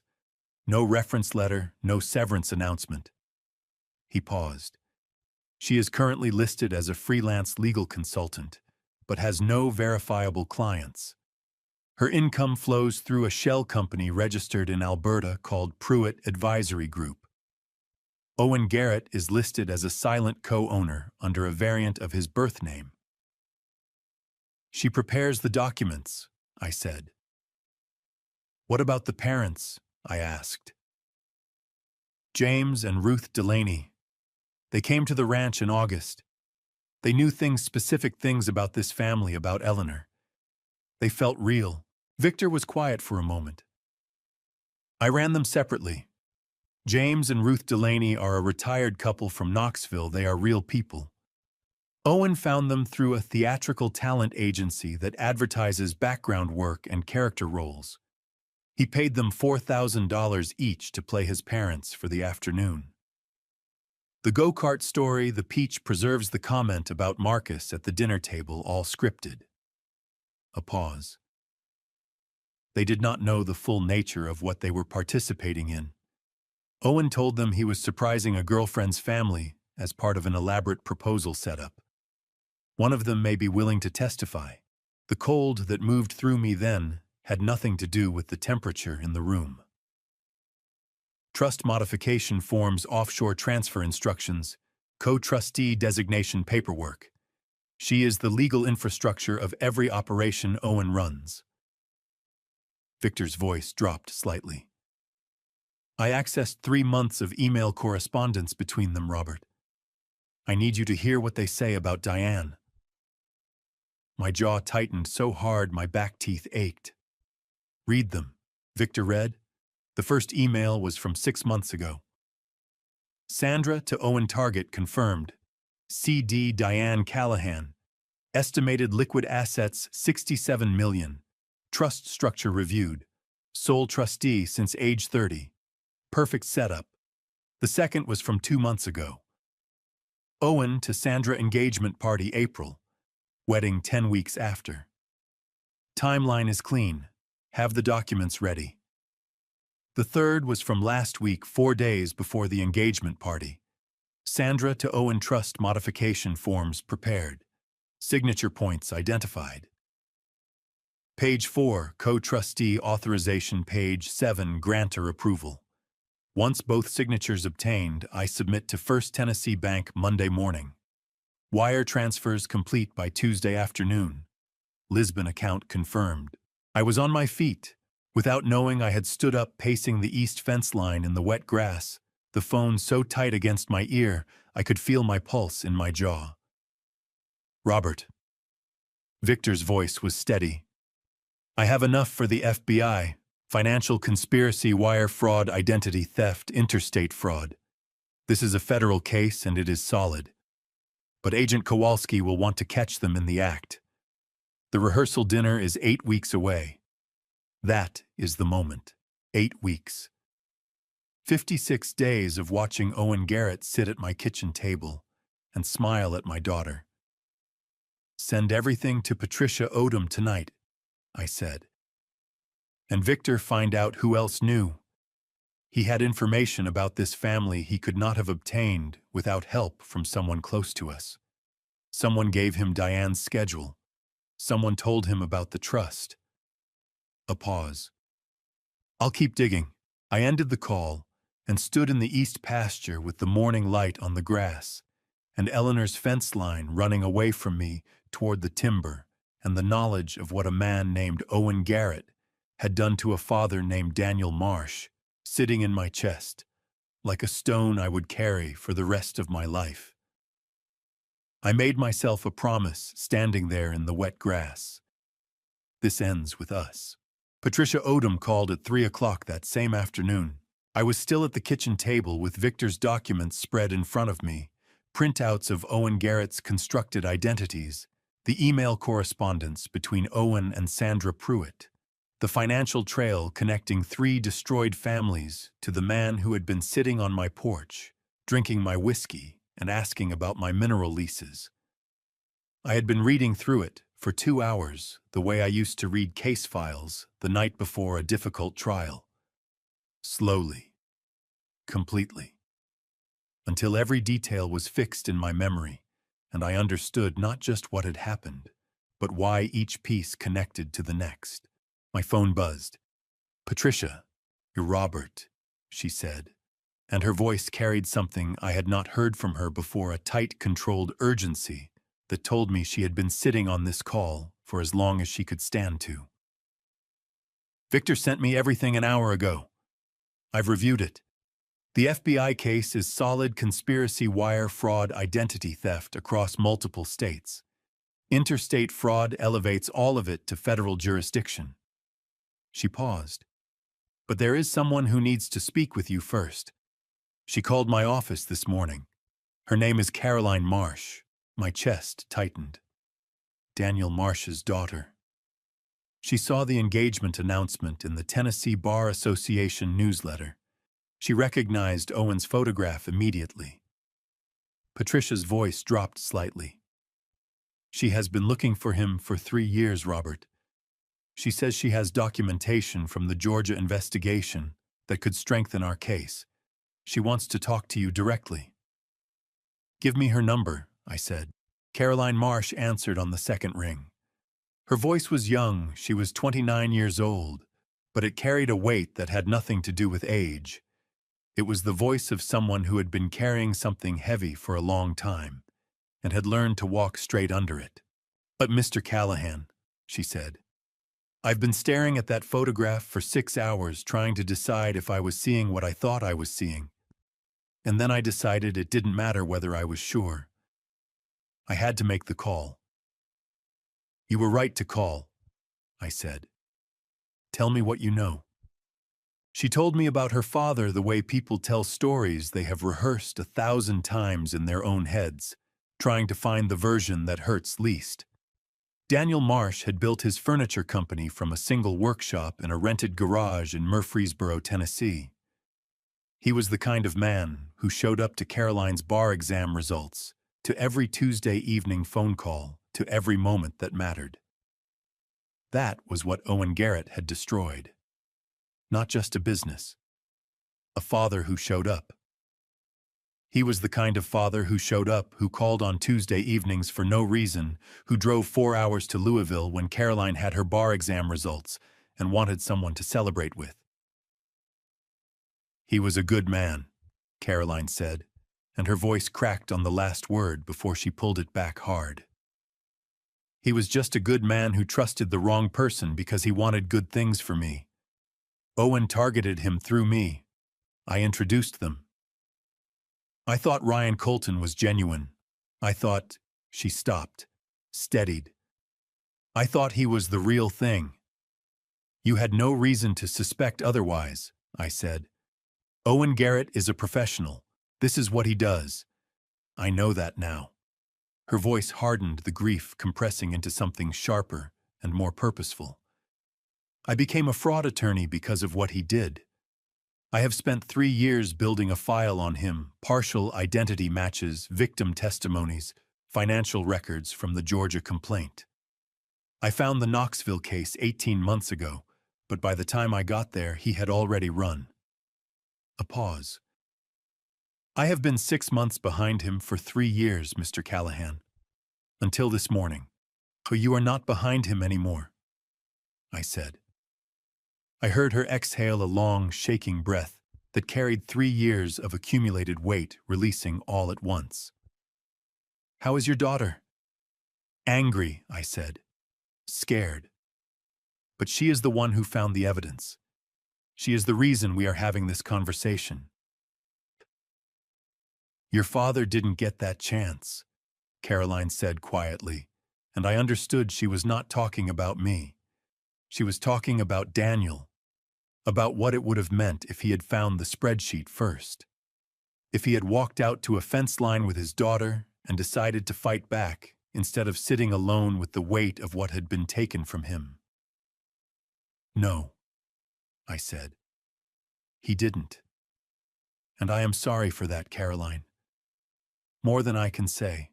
She was quiet for a moment. When she spoke again, her voice was steady and clear. I want to be there when you take him down. I want to see it. You will, I said. I promise you that. After the call, I sat in the study with Eleanor's photograph on the desk and thought about Daniel Marsh driving to Percy Warner Park on a Tuesday morning in October. A father who had loved his daughter and lost everything and could not find a way to keep going. I thought about Caroline, 26 years old, coming home from law school and finding a letter in her father's handwriting. Then Patricia called back. She had been on the phone with Agent Brenda Kowalski at the FBI Nashville field office while I spoke with Caroline. Brenda reviewed Victor's package, Patricia said. She wants to move. The plan is the rehearsal dinner catch Owen and Sandra in the act with documents in hand. She is sending 2 agents to meet with you at the ranch tomorrow morning. A pause. Robert, She said to tell you this is one of the cleanest conspiracy cases she has seen in 12 years. Owen Garrett is going to federal prison. The only question is how long. Long enough? I said. Make sure it's long enough. That evening, I drove to Memphis and sat across from Diane in a corner booth at a diner 3 blocks from the hospital, away from anyone who might know us. I told her everything: Owen Garrett, Sandra Pruitt, the emails, Caroline Marsh, the FBI.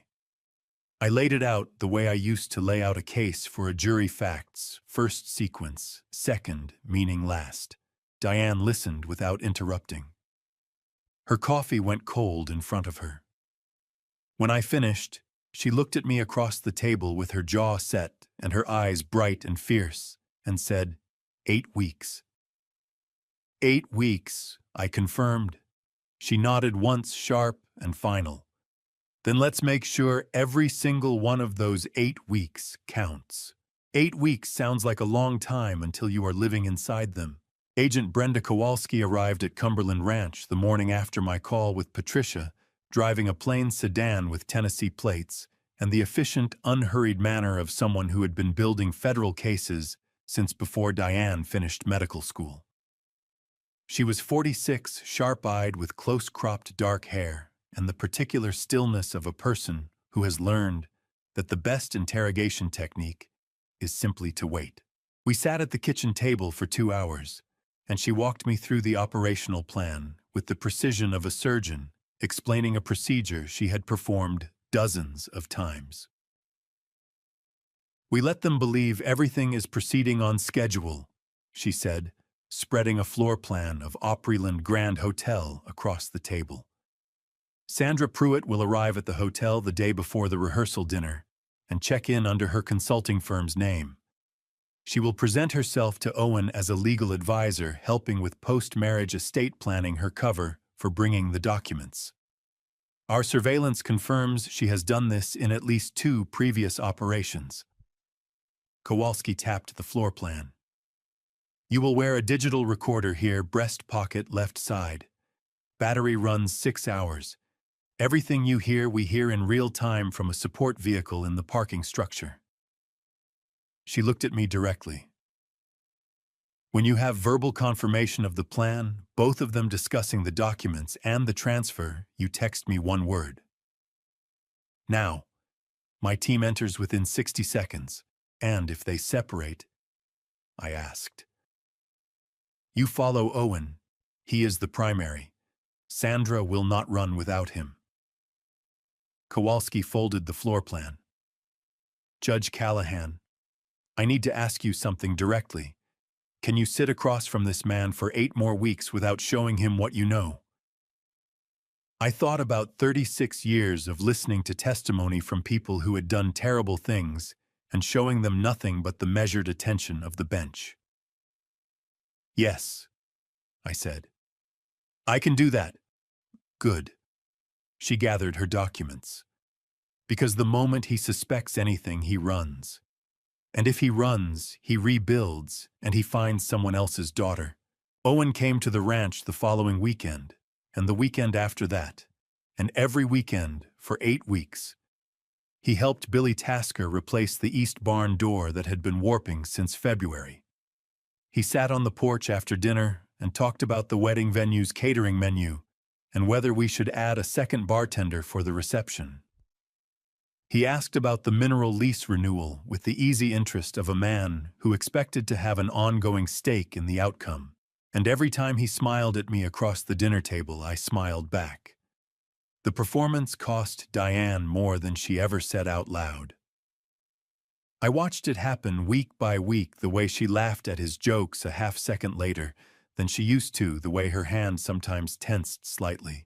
When he took it, the way she looked at me across the room in the quiet moments with an expression that said she was still in there, still holding, still counting down. She never broke. Not once. Not in front of him.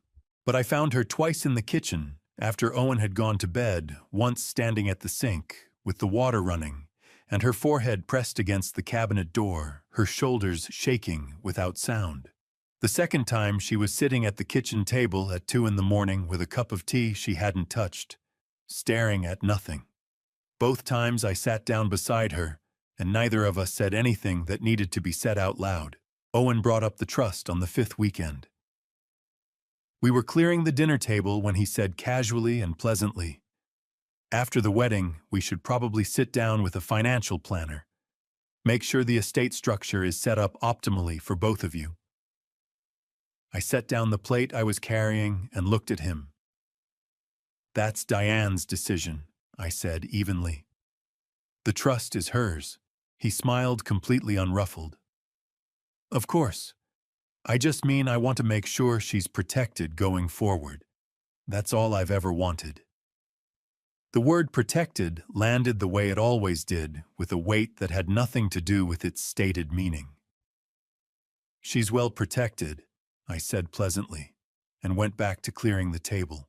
1 week before the rehearsal dinner, Jessica Harmon came to the ranch.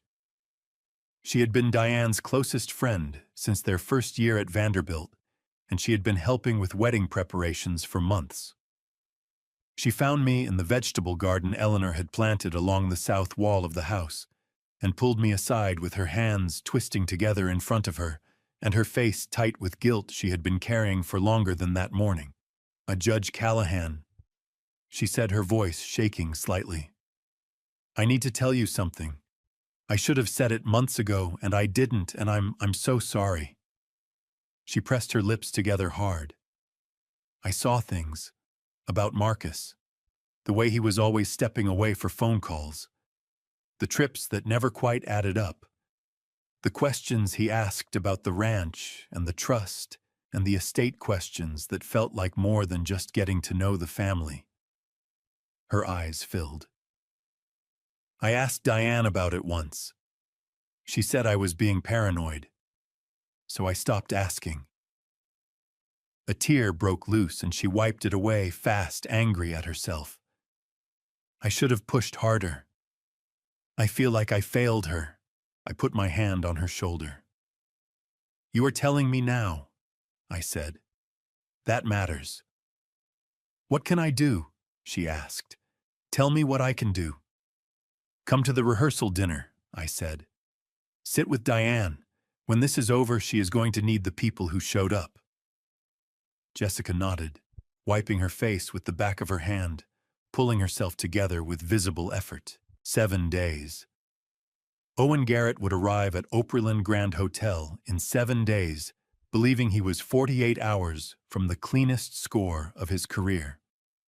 Sandra Pruitt would be in room 412 with documents she had spent 3 years perfecting, and I would be walking into that hotel with a recorder in my breast pocket and 36 years of patience that had never once failed me when it mattered most. Eleanor's voice came as I walked back through the garden toward the house, quiet and certain the way it always was. "Trust, but verify, Robert." I had verified everything. Now it was time to act. I arrived at Oprahland Grand Hotel at 1 o'clock in the afternoon, 6 hours before the rehearsal dinner. Victor Haynes met me in the lobby near the fountain, dressed in a gray sport coat that made him look like any other Nashville businessman checking in for a conference. He shook my hand, pressed a small device into my palm, matte black the size of a car key, and spoke without looking at me directly. "Battery runs 6 hours," he said. "Already active. Everything in range of your left breast pocket transmits in real time to Kowalski's vehicle in the parking structure." He paused. "You ready for this?" I slipped the device into my jacket pocket and felt its weight settle against my chest, directly over my heart. "Been ready for 8 weeks," I said. By 7 o'clock, 42 guests had gathered in the private dining room on the hotel's second floor. Floor-to-ceiling windows framed the Oprahland atrium beyond the indoor waterfall. The lush garden paths, the warm light that made everything look softer and more certain than it was.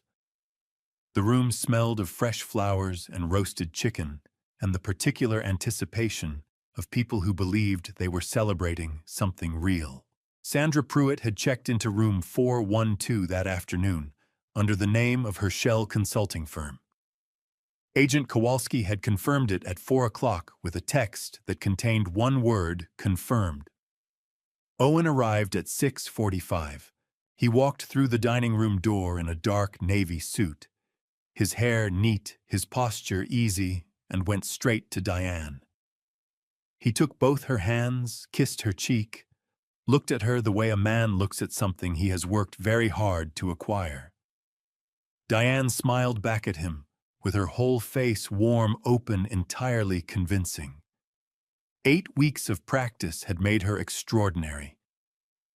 I watched from across the room and felt something fierce and protective rise in my chest.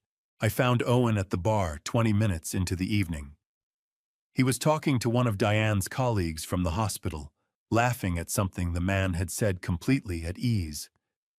He saw me approach and raised his glass. "Judge Callahan." His smile was warm. "You clean up well for a cattle rancher." "I had a good reason tonight," I said, accepting the glass of bourbon the bartender handed me. I looked at him directly. "How are you feeling, big weekend?" Couldn't be better." He took a sip of his drink.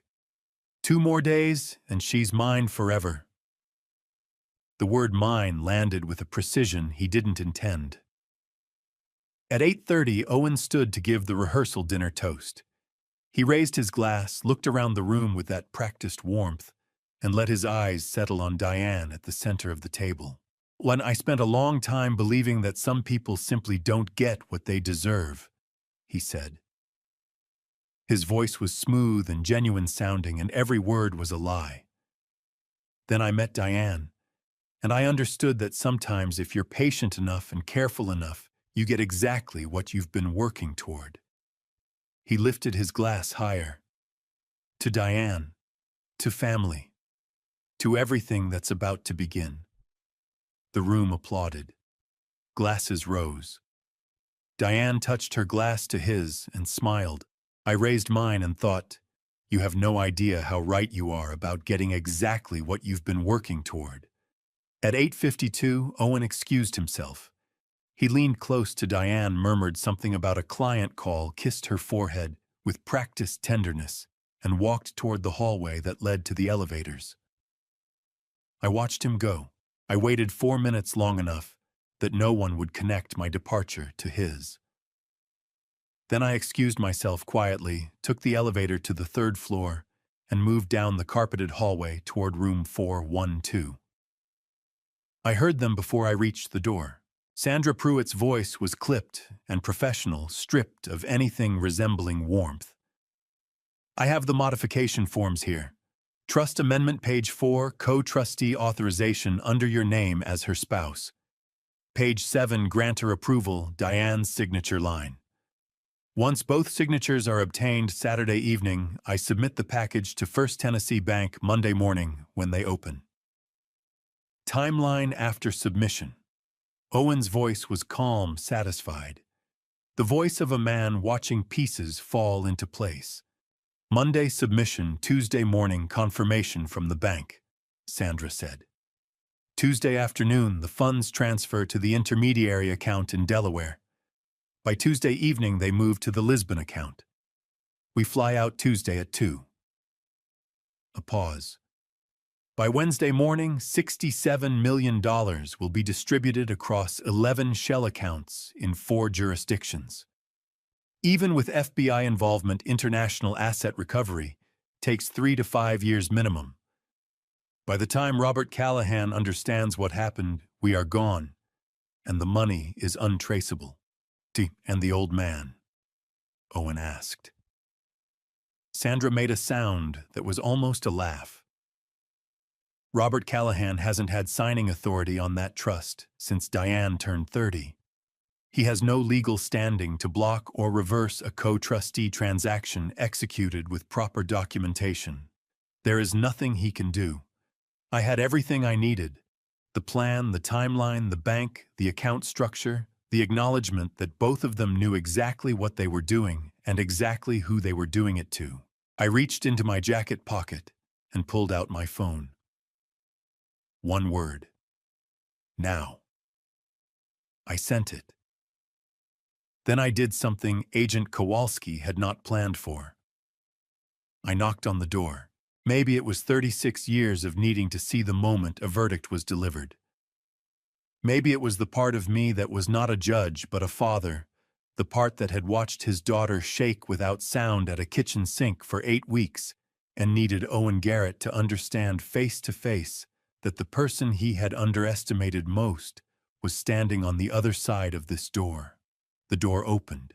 Owen's expression moved through surprise calculation and something colder in the space of 2 seconds. Sandra stood behind him at the desk, the documents spread across the surface, her face going rigid. Diane stepped into the doorway beside me. Then Jessica, one step behind. Owen looked at Diane. Something crossed his face, not guilt, but the specific recalibrating expression of a man who has just discovered that the asset he planned to take has been watching him the entire time. Diane, he started. Don't, she said.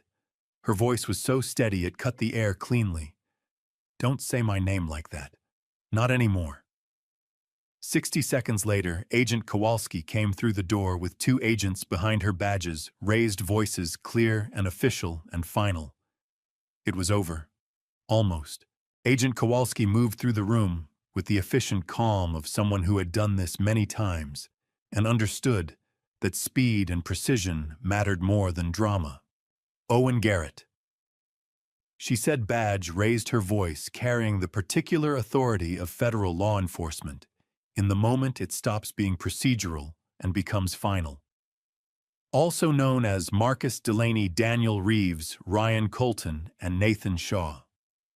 You are under arrest for conspiracy to commit wire fraud, identity theft, interstate fraud, and attempted grand larceny. She turned to Sandra. Sandra Pruitt. Arrested as primary accomplice, conspiracy, forgery, and wire fraud. Same charges, same jurisdiction. 2 agents moved forward with handcuffs. Sandra said nothing. Her face had gone the color of old concrete, her jaw set hard, her eyes fixed somewhere past the wall. The documents on the desk, the trust modification forms, the co-trustee authorization papers, the transfer instructions for First Tennessee Bank, were collected into evidence bags by a 3rd agent working quietly and methodically. Owen did not resist the handcuffs. He stood with his wrists behind his back and looked at Diane with an expression that had shed every layer of the performance, leaving something stripped and cold underneath. Then he looked at me. You want to know who I am, he said. His voice was quiet. Not angry, quieter than anger, which was worse. My real name is Owen Garrett. I was born in Cookeville, Tennessee, 43 years old. He held my gaze steadily. And 15 years ago, you sentenced my brother to 12 years in federal prison. The room contracted. I searched my memory the way I had searched it 1,000 times over a career, methodically, without rushing, moving through the catalog of cases that had defined 3.5 decades on the bench. Federal fraud cases, wire fraud, conspiracy, Tennessee defendants. Then it came. Thomas Garrett. 2010. A wire fraud and securities conspiracy case out of Middle Tennessee.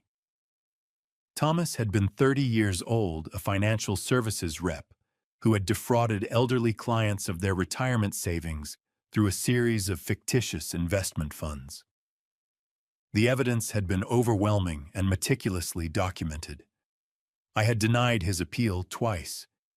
He had been sentenced to 12 years at a federal correctional facility in Kentucky. Thomas Garrett, I said. Owen's expression shifted. Something moved through it that wasn't quite surprise and wasn't quite satisfaction, but lived somewhere between them. You remember. I remember the case, I said. I did not know he had a brother. Nobody knew. Owen's voice stayed level, controlled, but there was something beneath it now, a pressure that had been building for 15 years, looking for a place to go. Thomas was 8 years older than me. He raised me after our mother got sick. He was the only family I had. His jaw tightened. You denied his appeal. Twice. You sat up on that bench and you decided his life wasn't worth a second look. I denied his appeal because the evidence was conclusive, I said. He defrauded 23 retired people. Some of them lost everything. He died in that prison. Owen's voice cracked for the first time, a single fracture quickly sealed. Year 5. Cardiac event. He was 35 years old. The facility's medical response was inadequate. By the time they treated him, it was too late.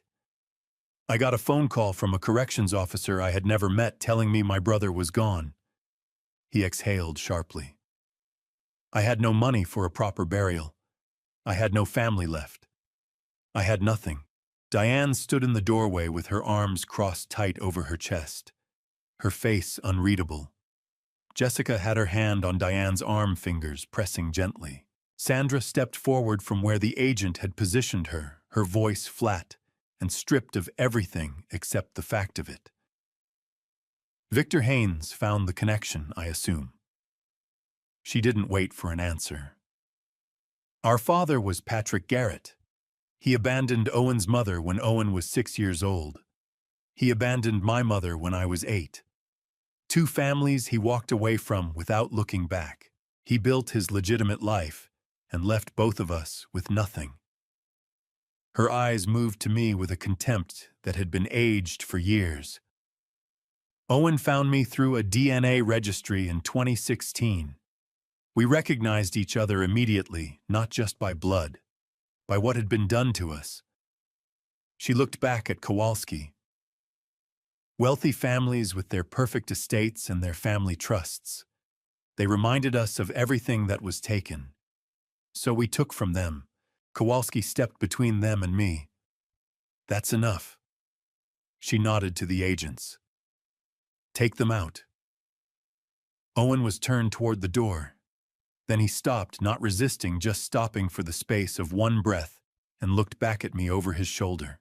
Ask yourself something, he said, his voice dropping low enough that only I could hear it clearly. I am good at what I do, Judge Callahan. But I am not good enough to find your daughter's schedule, your trust structure details, and your family's financial records on my own from Charlotte, North Carolina. His eyes were steady and cold and completely certain. Someone gave me everything I needed.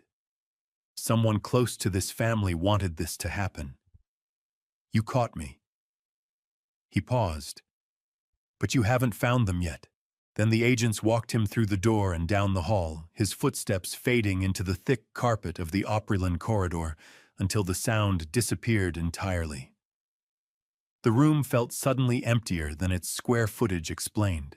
Diane crossed the room in 3 steps and pressed her face against my shoulder. For the first time in 8 weeks, she didn't have to perform anything.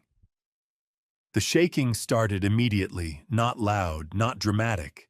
Just the deep, involuntary trembling of a body releasing 8 weeks of sustained tension all at once. I put both arms around her and held on. It's done, I said against her hair. Is it? She said, muffled against my jacket. He said someone gave him everything, someone who knew us. I looked at Victor Haynes over Diane's shoulder. He was already on his phone, his expression focused and tight. He met my eyes and gave a single nod that meant I heard it. I'm already looking. Agent Kowalski returned from the hallway, her face carrying the controlled gravity of a case that had just developed a new dimension. We have them both in custody. Sandra will be processed tonight. She looked at me directly. What Garrett said about an inside source, we take that seriously. I'm opening a secondary investigation effective immediately. There's something else, I said. He mentioned a name before they arrested him at the bar. He implied someone with institutional knowledge. Someone who knew this family before he ever arrived in Memphis. Kowalski nodded slowly. I'll need you to walk me through every person who had access to your trust documents, your family schedule, and your financial structure in the last 4 years. Everyone. Even people you trust completely. I stood in the hotel room with my daughter still trembling against my chest, and the evidence bags being sealed on the desk, and the question Owen Garrett had left hanging in the air like smoke from a fire that wasn't entirely out. Someone close to this family had wanted this to happen. I needed to find out who. We were back at Cumberland Ranch by 9:30. Diane sat at the kitchen table with both hands wrapped around a mug of chamomile tea that had gone cold 20 minutes earlier, staring at the middle distance with the particular exhaustion of someone whose body has finally stopped running on adrenaline and doesn't know what to replace it with. Jessica sat beside her close enough to touch, not saying anything that didn't need to be said. I stood at the kitchen window looking out at the dark south pasture and thought about Owen Garrett being processed at the federal holding facility in Nashville, and I thought that it was finished, and I thought that Eleanor would have known exactly what to say right now, and I missed her with a sharpness that surprised me even after 3 years. My phone rang at 10:47. Agent Kowalski, I answered before the second ring completed. Mr. Callahan. Her voice was tight and controlled in the way that means the information is bad, and the professionalism is working hard to contain it. Owen Garrett escaped federal custody during transport to the holding facility. He attacked the transport officer at a traffic stop on Briley Parkway, approximately 4 miles from the hotel. The officer is injured, but stable. Owen fled on foot into the tree line along the interstate. A pause that lasted exactly long enough to mean something. We have a regional manhunt underway. FBI, Tennessee State Police, Metro Nashville, Robertson County Sheriff. But I need you to secure your property immediately. He knows where you live, he knows the layout of the ranch, and he has nothing left to lose tonight. The kitchen felt like it shrank by half. I turned from the window. Diane was already looking at me. She had heard enough of the call from across the room to understand. Her face went pale under the kitchen light, her hands tightening around the cold mug until her knuckles went white. He's coming here, she said. Not a question. We don't know that, I said, which was true but not reassuring. He's coming here, she said again, and her voice was steady in the way that comes not from calm, but from having already processed the worst possibility and decided to stand in it anyway. I locked every door and every ground floor window while Jessica stayed with Diane in the kitchen. 2 Robertson County Sheriff's deputies arrived 18 minutes after Kowalski's call, one positioned at the front gate, one at the back porch near the terrace. I told Diane to go upstairs to her old room and lock the door and not open it for anyone but me. She looked at me for a long moment before she went. Be careful, she said. Please, I've been careful for 68 years, I said. Tonight is not the night that changes. She went upstairs. I heard the lock turn. I sat in the study with the lights off, looking out at the ranch in the dark. The south pasture was quiet. The timberline to the east was a solid black mass against a sky with too many clouds for stars. The guest house sat dark across the yard where Owen had slept dozens of weekends while planning to steal everything inside this house. 10 o'clock, 11, 11:30. The ranch was silent except for the heating system and the occasional low sound of cattle settling in the south field and the creak of old timber framing doing what it had done for 40 years. At 11:48, I heard it. Not outside, inside. Below me from the direction of the east barn, the working barn where Billy Tasker kept the equipment, and where I maintained a small fireproof safe bolted to the concrete floor that held estate documents, account records, and emergency property files. Owen had been in that barn. He had helped Billy replace the door in May. He knew exactly what was in there. I moved through the house without turning on lights, took the back stairs, crossed the dark kitchen, and went out the side door into the night air. The deputy at the back porch was on the far side of the terrace. I could see his flashlight moving along the fence line. I crossed the yard to the east barn in 30 seconds, pushed the door open, and stepped inside. The barn smelled of motor oil and hay, and the particular darkness of a space that hasn't had its lights on in hours. I hit the wall switch. Owen Garrett stood at the far end of the barn near the safe, his back to me, his hands working at the combination lock. His suit jacket was gone. His white shirt was torn at the shoulder and streaked with mud, and what looked like blood from a cut above his left ear. His hands were shaking, not from cold, but from the accumulated cost of a night that had destroyed 15 years of planning in the space of 2 hours. He spun when the lights came on. His eyes were wild in a way I had never seen from him before. The careful, controlled performance entirely gone, leaving something raw and cornered underneath. "Stay back," he said. His voice was ragged. "The deputies are 30 yards away," I said, keeping my voice level. "You are not leaving this barn, Owen. I just need the account numbers." His voice cracked on the last word, desperation breaking through. "The files in that safe, the estate records. I can still get out. I can still—" "It's over," I said. It was over the moment Diane opened that laptop in March. Something shifted in his face.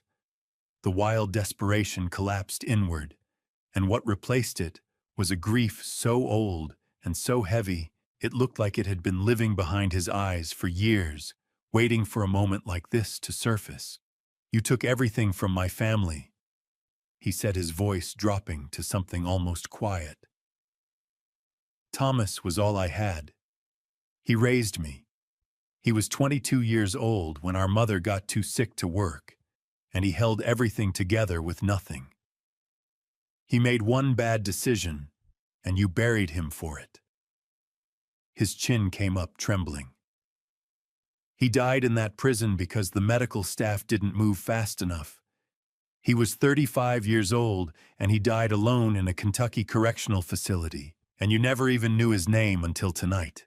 My chest ached with something complicated that was not sympathy for what Owen had done, but was undeniably grief for what had been done to him a long time ago by a series of failures that had nothing to do with justice and everything to do with the ordinary cruelty of systems that process human beings without always remembering they are human. I knew Thomas Garrett's name," I said quietly. "I knew his case, and I am sorry for what happened to him after my courtroom. I am not sorry for the sentence." Owen lunged.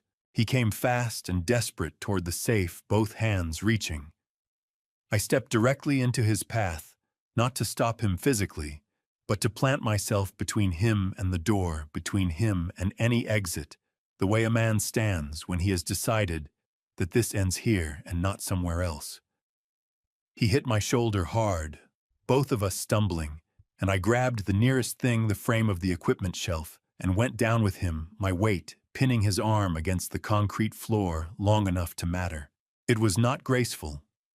It was 68 years old, and anger and the specific stubbornness of a man who had been waiting 8 weeks for this moment.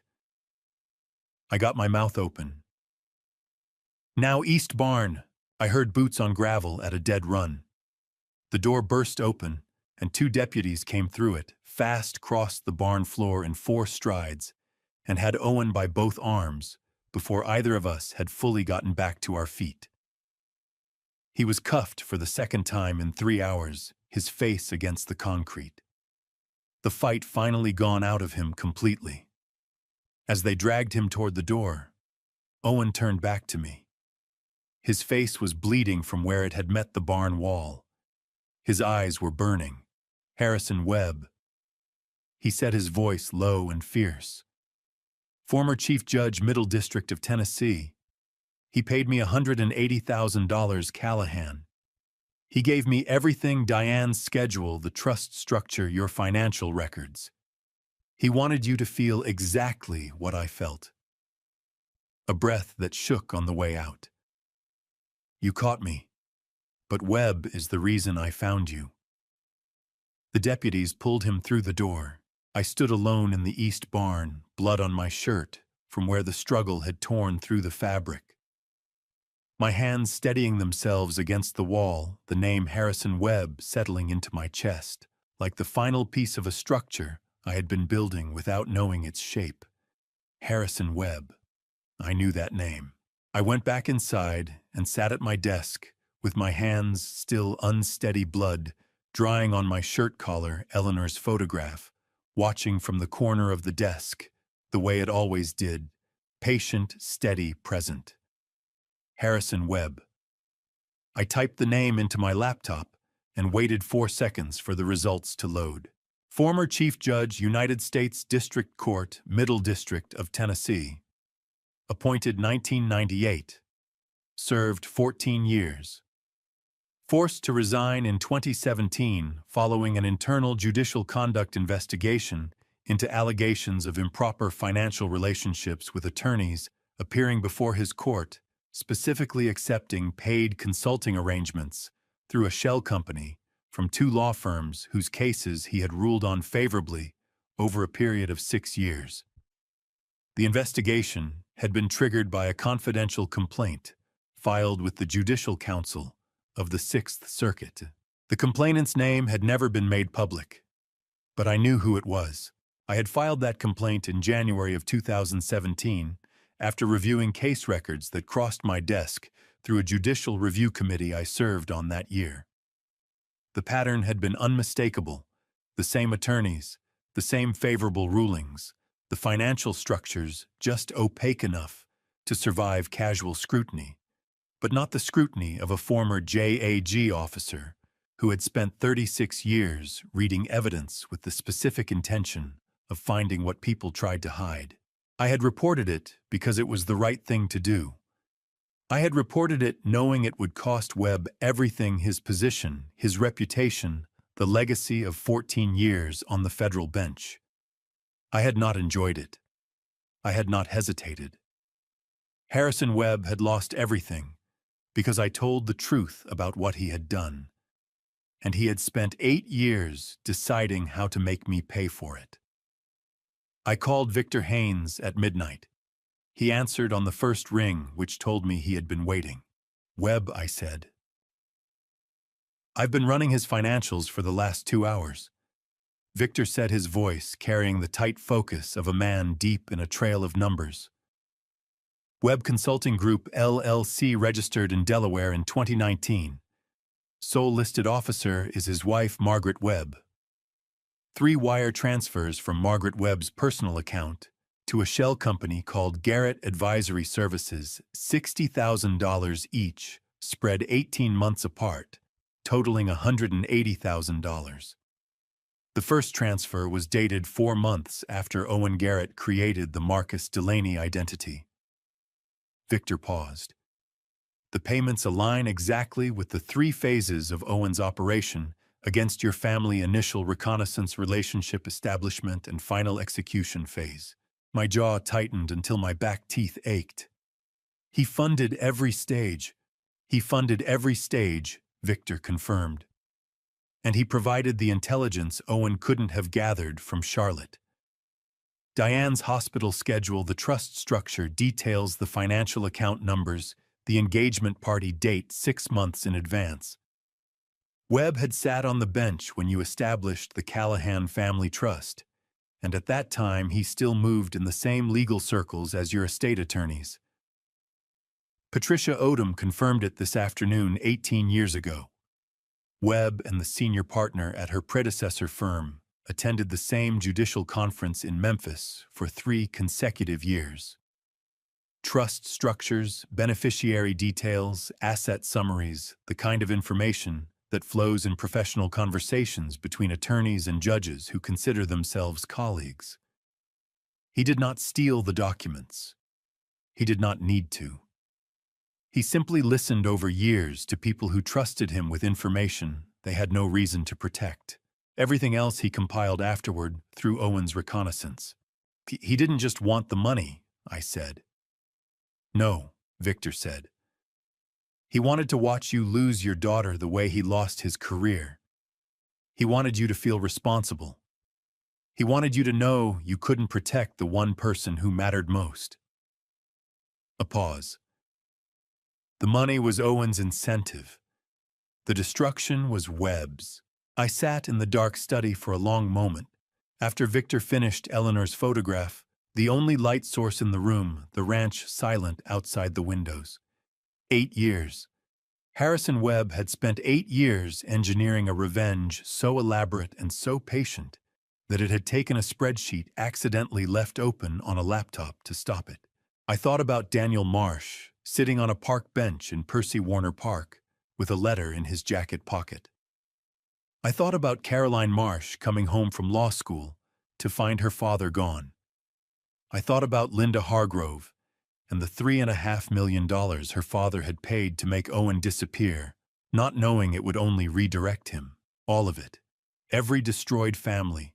Every stolen year. Partially funded and directed by a man who had sat on the federal bench for 14 years and decided that when the system held him accountable, the appropriate response was to build a private one. At 6 o'clock the following morning, Agent Kowalski called. FBI agents executed a search warrant at Harrison Webb's residence in Brentwood at 5:45 this morning, she said. Webb was taken into custody without incident. His wife Margaret is being interviewed separately. We have the financial records, the wire transfers, the communication logs between Webb and Owen Garrett going back 3 years. Her voice was steady and precise. He wrote a confession last night before we arrived, Judge Callahan. Handwritten 4 pages. He left it on his kitchen table. What does it say? Kowalski read the relevant section. Webb's handwriting, according to her, was careful and deliberate, the penmanship of a man who had signed judicial orders for 14 years. The confession said, I hired Owen Garrett to make Robert Callahan feel the loss of everything he valued, the way I lost everything I had built. He reported my conduct and destroyed my career. I wanted him to understand what that felt like. I wanted him to know that the things we build can be taken from us by the decisions of people who believe they are righteous. I sat with that for a moment. What are the charges? I asked. Conspiracy to commit wire fraud, obstruction of justice, and abuse of judicial authority under federal statutes that apply to former officers of the court. Kowalski paused. His attorney will argue mitigating circumstances given his age, he's 71. But the paper trail is clean and the confession is voluntary. He is going to federal prison, Robert. After the call, I drove to Memphis and met Caroline Marsh at a coffee shop near the courthouse where she worked. She was already there when I arrived, sitting at a corner table with her hands around a coffee cup, her back to the wall, the way people sit when they have learned to keep exits in view. She stood when she saw me, and I shook her hand, and we sat down. I told her about Webb, about the payments, about the confession, about Owen's arrest and Sandra's processing, and the charges that would move through the federal system in the coming months. She listened without speaking. When I finished, she looked down at her coffee for a long moment. A tear dropped onto the back of her hand, and she looked at it like it had surprised her. My father would have been 67 this year, she said quietly. He would have had a garden by now. He always wanted a garden. She pressed her lips together. He never got one because Owen Garrett needed money, and Harrison Webb needed revenge, and nobody thought about what it would cost a furniture maker from Murfreesboro who just wanted good things for his daughter. I know, I said. And I am sorrier for that than I know how to say. She looked up at me. Her eyes were red, but her voice was clear. Will you be at the sentencing? Every one of them, I said. She nodded slowly. Then she said something I was not prepared for. "Thank you for not paying him off," she said. "William Hargrove paid Owen to disappear, and it sent him straight to my father. You didn't do that. You built a case. You did it the right way." She exhaled. "That matters. It really does." I drove back to Cumberland Ranch in the early afternoon, the Tennessee hills green on both sides of the highway, the sky wide and clear and indifferent the way it always is. Harrison Webb had spent 8 years planning to make me feel like I had failed my daughter. He had not counted on Eleanor's foresight, or Diane's courage, or the particular stubbornness of a 68-year-old former judge who had spent his entire career refusing to look away from the truth. August at Cumberland Ranch is the fullest month. The cattle are heavy from summer grass. The timber stands dark and deep along the eastern ridge. The heat breaks each evening into something almost cool, and the sky over the river goes colors that Eleanor used to try to describe, and finally gave up on saying some things were better witnessed than explained. It had been 8 months since the arrests. The legal outcomes had come in waves through the summer, the way verdicts do not all at once, but one after another, each one closing a door that had been standing open too long. Owen Garrett received 15 years in federal prison. Wire fraud, identity theft, conspiracy assault on a law enforcement officer, the charges stacked cleanly, the evidence airtight, the recorder from my breast pocket, delivering every word from room 412 with the clarity of a confession freely given by a man who had believed he was already finished. He stood at sentencing without expression, his eyes finding mine once across the courtroom and then moving away. I did not look away. Sandra Pruitt received 8 years. Conspiracy, forgery, wire fraud. She said nothing at sentencing. Her attorney argued diminished agency, that Owen had been the architect and she the instrument. The judge disagreed. She had drafted the documents. She had sent the emails. She had known exactly what she was building and for whom. Harrison Webb received 7 years. Conspiracy to commit wire fraud, obstruction of justice, and abuse of judicial authority under federal statutes governing former officers of the court. He was 71 years old, and his attorney argued for leniency on grounds of age and prior service. The prosecutor read aloud from Webb's own confession. I wanted him to understand what it felt like to lose everything, and the courtroom went very quiet. The judge sentenced him to 7 years and recommended no early release consideration for the first 4. Caroline Marsh attended Owen's sentencing. She sat 3 rows behind me, straight-backed, her hands folded in her lap, her face composed with the particular stillness of someone who has been waiting a very long time for a specific moment and has decided to be fully present for it. When the sentence was read, I heard her exhale a single long breath that carried 3 years of weight, releasing all at once. Afterward, she found me in the courthouse hallway. My father would have been glad. She said, her voice steady and clear. Not happy, I don't think he was a man who found happiness in punishment, but glad that it was named, that it was counted. She squeezed my hand with both of hers. Thank you, Robert. Partial restitution from the seized Webb and Garrett accounts was awarded to the estates of Daniel Marsh and the other confirmed victims. It would not return what had been taken, but it was recognition, a court's formal acknowledgement, that what had been destroyed had value, that the people destroyed had mattered.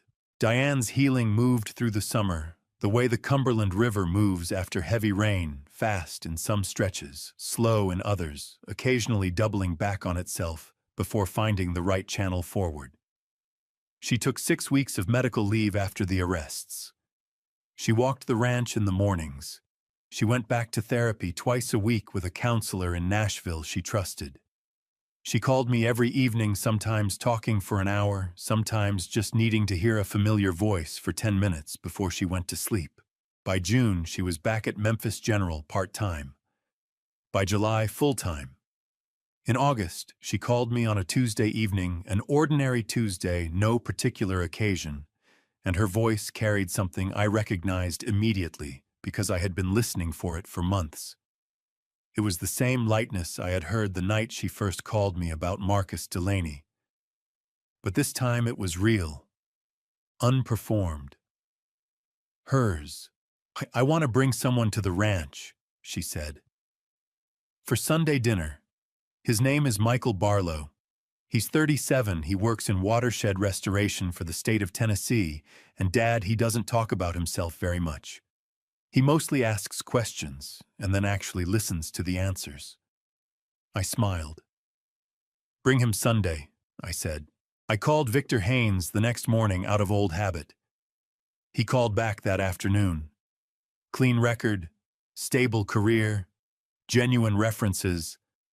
A man who was exactly who he said he was, with a history that had been lived rather than constructed. Michael Barlow arrived Sunday afternoon, driving a sensible truck carrying a jar of local honey from a farm near his office in Cookville. He shook my hand and called me Judge Callahan without being told, because Diane had mentioned it, and he had paid attention. He asked about the mineral lease renewal and listened to the answer without redirecting toward himself. He laughed at Diane's jokes without trying to top them.